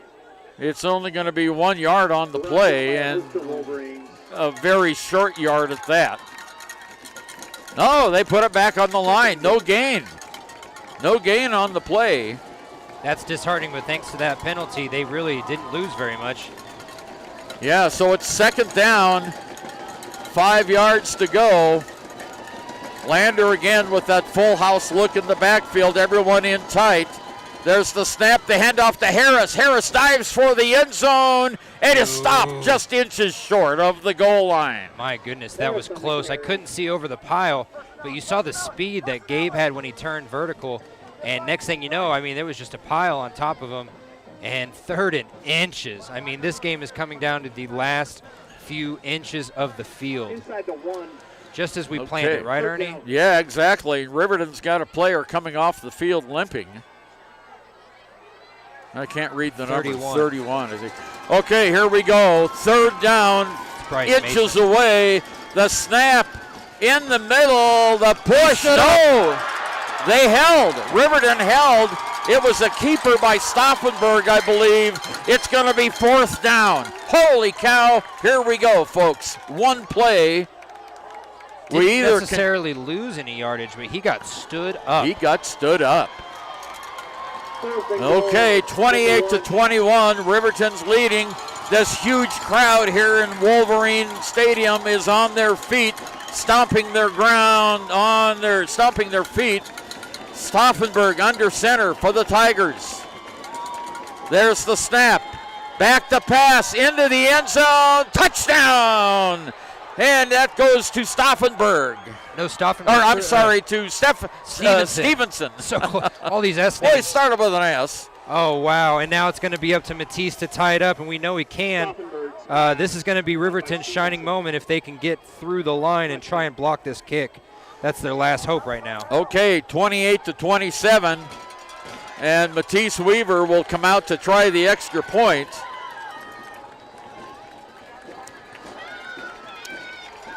John Scott is out on the field again. I'm not sure why. Now the officials are calling timeout. He just likes to yell, I think. He's just yelling at his players because it's loud over there. You can't hear very much up here, let alone on the field. Oh, they moved the position of the football. They had it in the center. They moved it over to the left hash mark now. And they're going to go for 2. They're going for 2 right now to win the game. Oh, they are going for 2. Harris in motion. Throw in the end zone. Lander wins the game! Lander wins 29-28 as the Tigers convert a 2-point conversion. Lander wins. What a finish, Sean O'Brien. Wow. What a finish. Gabe Harris was really tightly covered there, and it was a disheartening moment when all the Riverton players saw it go in the end zone. That was a pinpoint pass by Stauffenberg, and they have all the reason in the world to celebrate. They've waited 4 days for this victory. I tell you what, the Lander fans are rushing the field here at Riverton. We haven't seen that in a high school game, but let me tell you something, Sean O'Brien. Riverton deserves all the credit. Oh, my goodness. They played their hearts out. They definitely did, and you know, they started off so well on Friday. They started off well again today. There was just some penalties there at the end of the game that really killed Riverton. and they were lucky, went into overtime. That was just a great game. I don't think I've called a more fantastic game than I just did tonight. Well, I tell you what, this one went down. Riverton got the early lead on Friday. Then we had the lightning delay, and then they moved the game, and then Riverton scored first every time tonight. And the Lander Valley Tigers have won the homecoming game at Riverton.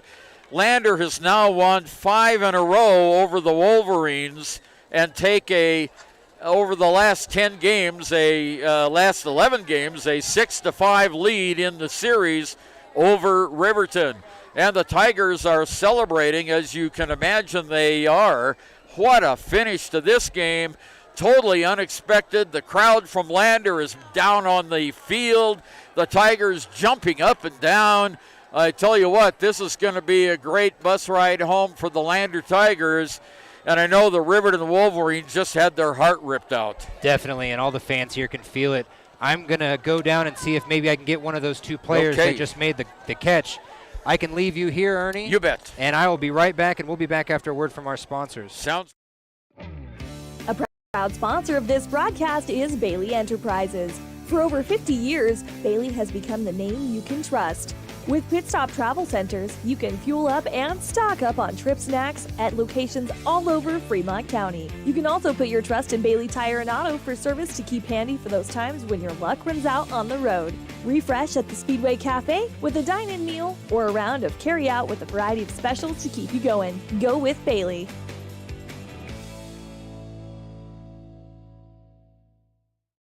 Visit Lander Gambles to make your home feel like new. They will beat any competitor's price. Stop by to speak to one of the sales agents or visit LanderGambles.com. Lander Gambles will help you find the perfect product that fits your budget and lifestyle. Lander Gambles, 420 Main Street, Lander, Wyoming.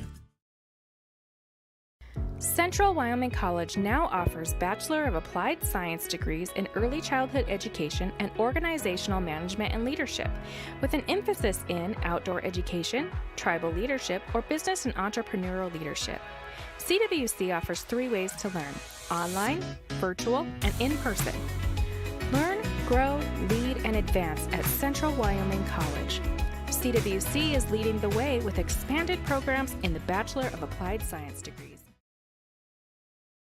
If your vehicle needs repair, you can depend on the crew at Extra Care Auto Repair. They can repair almost anything with wheels, gas, diesel, domestic, or import, and their work is top quality and reliable. Extra Care Auto Repair on North Federal in Riverton. In any sport, athletes face the chance of sustaining an injury. According to the Athletic Training Association, 90% of student athletes reported some sort of sports-related injury. What's more, is 54% report playing while injured. For various reasons, sports-related injuries are increasingly leaving our youth at risk of exposure to opioid-based pain medication. Fremont WhenTheGameSlowsDown.com is here to help navigate monitoring medication, social support, and suggestions on what to do when the game slows down. Brought to you by Fremont County Prevention Program. Riverton's Hampton Inn & Suites is proud to sponsor our youth athletics in Fremont County. Fremont County school athletics provide our youth timeless experiences and lessons that can lead to success for life. Setting goals, teamwork, and hard work make young athletes into good citizens. You need an oil change, but you don't have a lot of time. Expressway Lubes on South Federal in Riverton and Highway 789 in Lander provide a fast, professional lube oil and filter change. Expressway Lubes, locally owned and proud to support our local student athletes.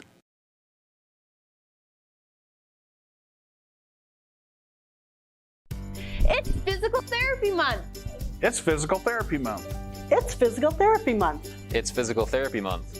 It's Physical Therapy Month. It's Physical Therapy Month. October is National Physical Therapy Month, and here at Teton Therapy, we are celebrating all month long. In our Lander and Riverton clinics, we're hosting special events, celebrations, and great giveaways for our patients, past, present, and future. Check us out at Teton Therapy PC on Facebook for more details. Whatever. I like April better. Snyder Signature Properties would like to give a huge shout out to the local sports of Fremont County. They are here to support your team and your local home real estate needs. Call today to see how Snyder Signature Properties can help you buy and sell your next property. Good luck to all Fremont County athletes.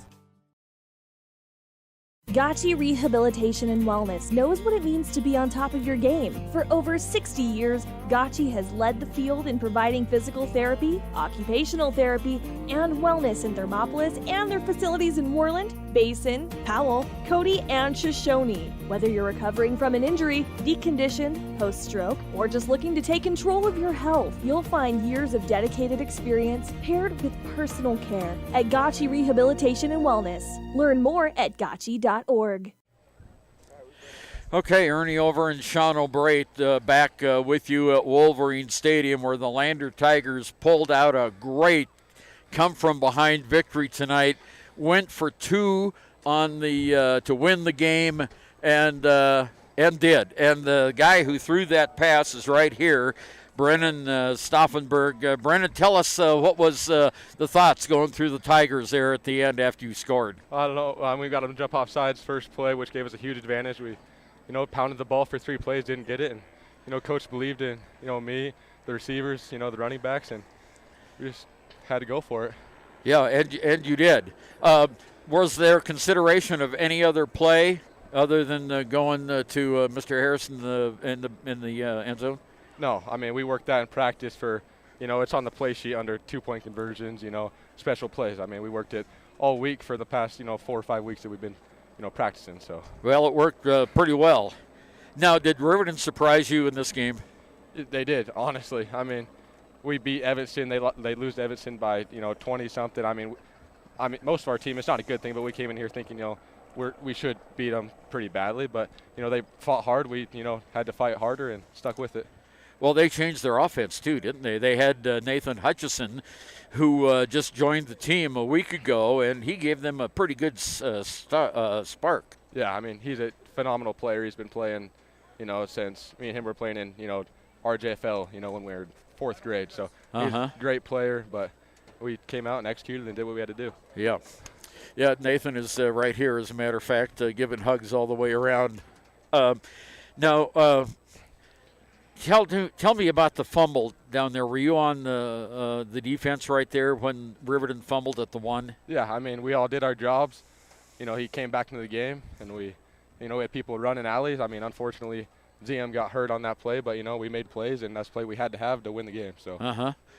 Now, tell me about the intentional grounding there near the end. We couldn't figure out. We thought it was a roughing the passer call from the signal they gave, but it was intentional grounding. Yeah, so, I stepped up in the pocket, got hit through it. It hit one of our linemen in the back, and so there's not a receiver near, so they called intentional grounding. I see.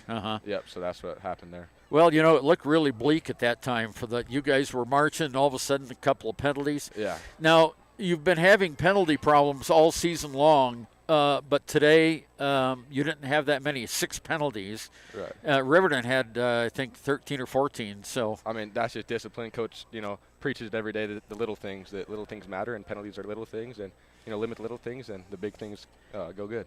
Well, Brennan, it was a tough game today.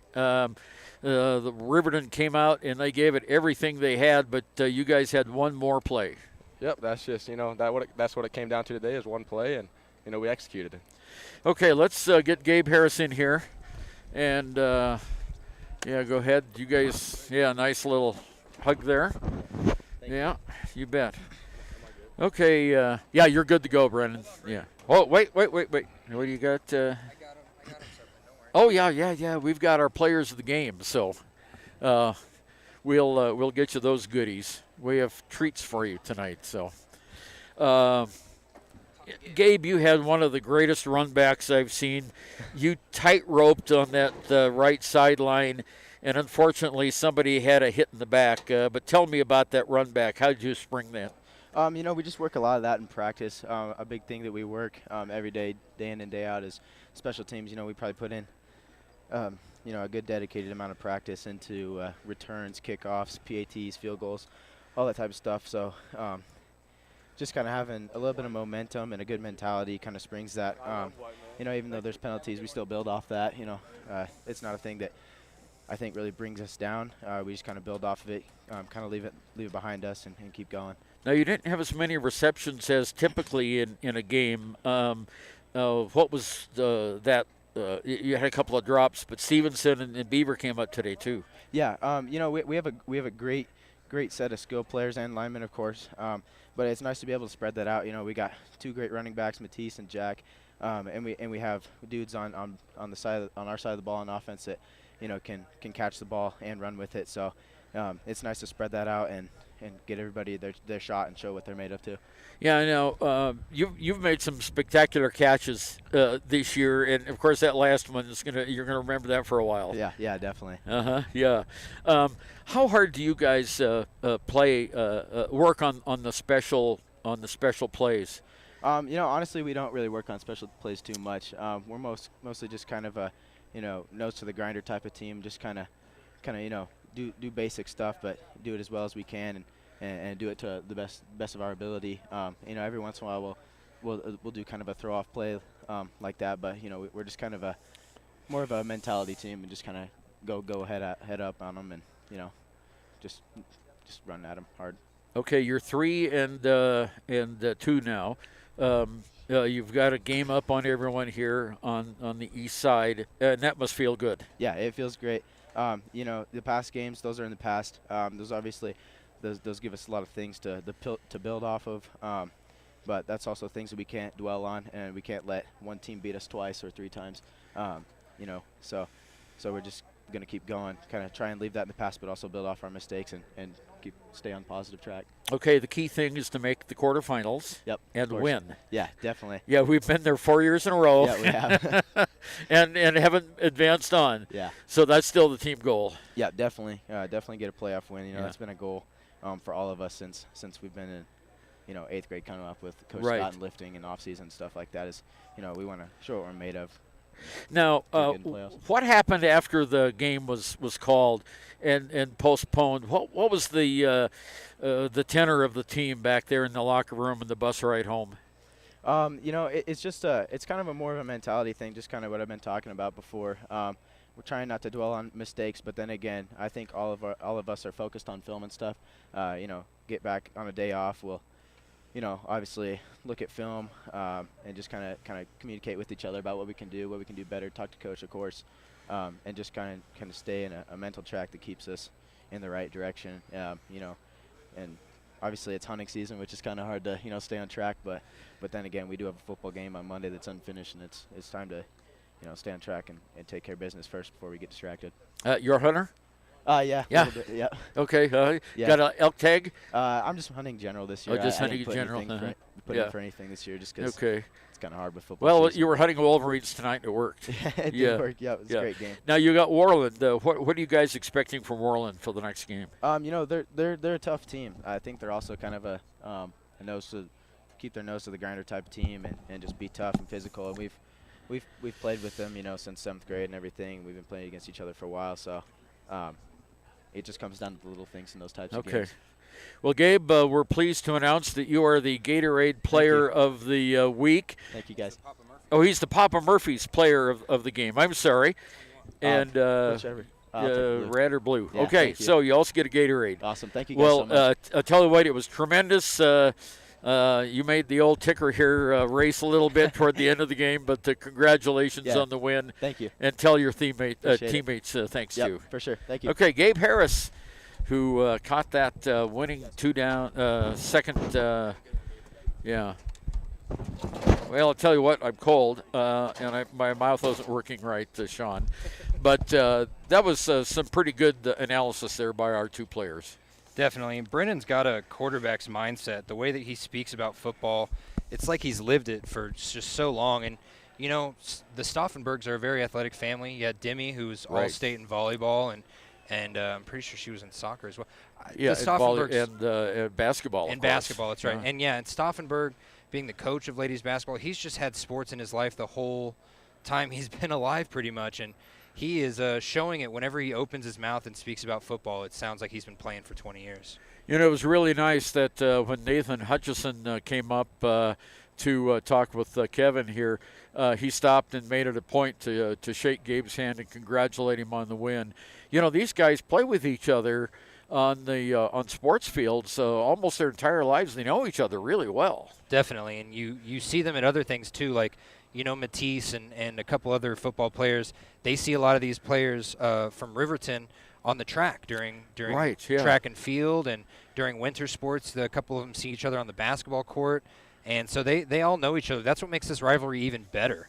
And I know I've only been here for about 6 months, but I could tell you right now, there's not really a rivalry where I'm from that's as deep and embedded in the communities as this one is here.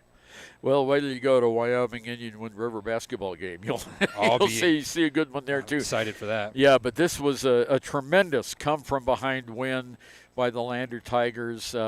Riverton would score, Lander would answer, Riverton would score, Lander would answer, and that happened 3 times. And then here in the postgame, or in the overtime, Lander kind of shocked everyone by going for the win instead of the tie, with Matisse Weaver as, the state's premier kicker. Yeah, and, I don't put it past Coach Scott or the mentality of the Tigers to go for 2, but it looked like they were lining up to kick, and then next thing you knew, they were lining up for 2, and I don't think Riverton knew either, and they definitely expected a run. With the way that this team runs the ball with Pasquinelli and Gabe and Matisse and even Brennan, they were expecting a run on the 1-yard line, but they shocked everyone here, and I know it's a long, sad drive home for some Riverton fans. I can see some players hugging other people right now, but you know what? Lander and Riverton both deserve to call this a great game, because this was Riverton's best game of the season. And, I mean, just look at what Lander did at the end there. It was just a great game overall. Yeah, it certainly was. And just a tremendous game, something that you would expect in a rivalry contest. So Lander wins the game here on Riverton's delayed 29-27 on our Click It or Ticket postgame show. We've had the Papa Murphy's and Gatorade players of the game that were named. And Sean, I know you've been trying to catch as many of the great game, Nathan. You bet, great game, Nathan Hutchison. Awesome. You bet. Yeah. Try to catch as many of these games as you can here in Fremont County. And how does the football compare here to Kansas, where you came from? Man, our divisions were a lot bigger. Let's just say that. Right, yeah. I came Bigger from, towns. I came from Kansas City, yeah. In western Kansas, we had a little bit of a different football feel. But, yeah, a lot more teams, a lot less 6-man, 9-man. It was almost all 11-man. And right now, I mean, I don't know how much better or worse Wyoming is, but I'm having a lot more fun in Wyoming right now. I can tell you that much. Okay, great. And you're going to have some more fun on Thursday night. Yes, it's going to you be a and great Cody game. are going to hit the road to Big Piney. Big Piney. And Big Piney, if you don't know, is one of the coldest places in Wyoming. It always has the lowest temperature, excluding Yellowstone National Park. And it's a great facility. They've got one of the best high school facilities in the entire state of Wyoming. Oh, someone rescued my coat. Yes, they did. I was about to say, no matter how cold it is, it seems like the nicest press box in the state. So maybe I'll get some heating in there. And Cody and I, we will be calling for those of you that missed it earlier. Shoshone, the number 2 team in 9-man South Division, is traveling to Big Piney, the number 1 undefeated team of the 9-man North Division.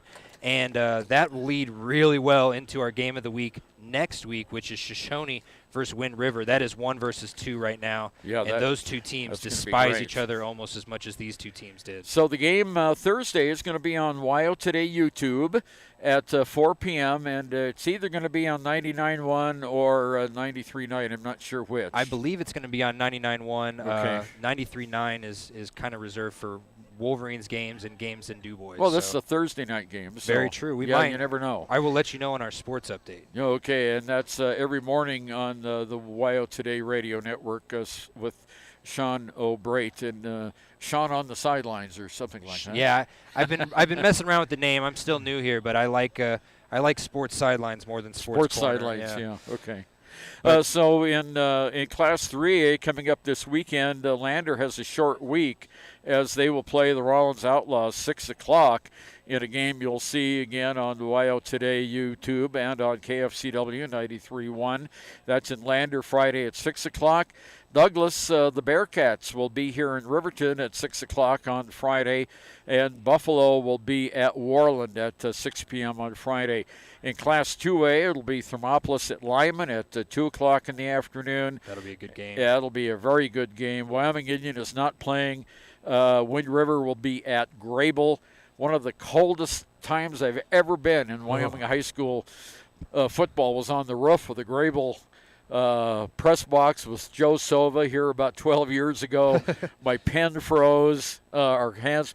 When the game was over, we said the final score, pulled the plug, and ran to the car to get warmed up. And then Matizzi is at 10 Sleep at 2 p.m. Let me tell you right now, Grable is no joke either. I've called 2 of their games and covered 1, and they are all around good. They have a good defense, good offense, good special teams.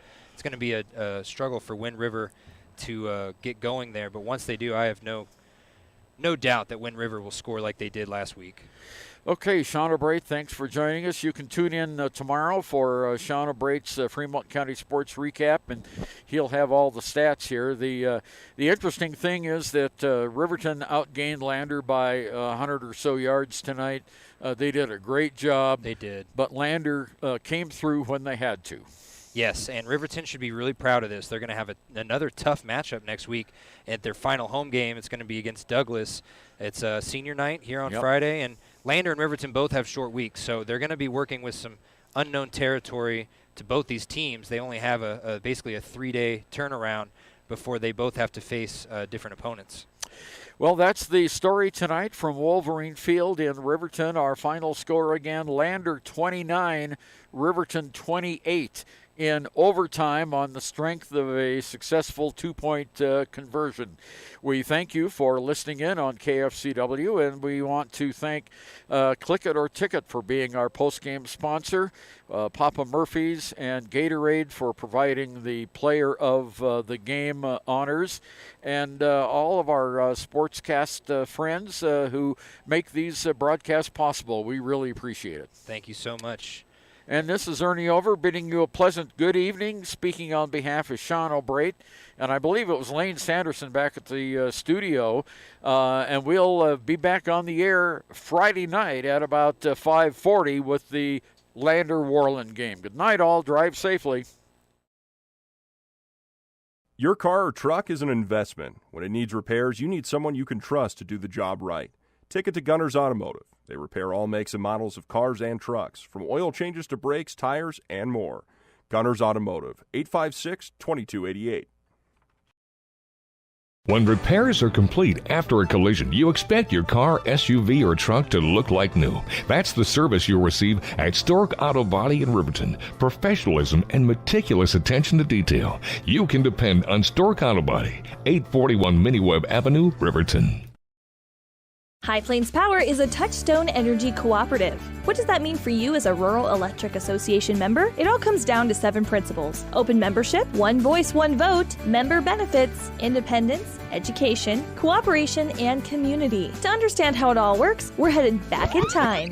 In 1879, electricity was in major cities, but rural areas were out of luck. In 1935, President FDR made it possible for companies to build power lines to unserved areas. By the time we hit 1941, some 400 electric co-ops had been organized to serve rural America, just like High Plains Power. For more information, visit highplainspower.org.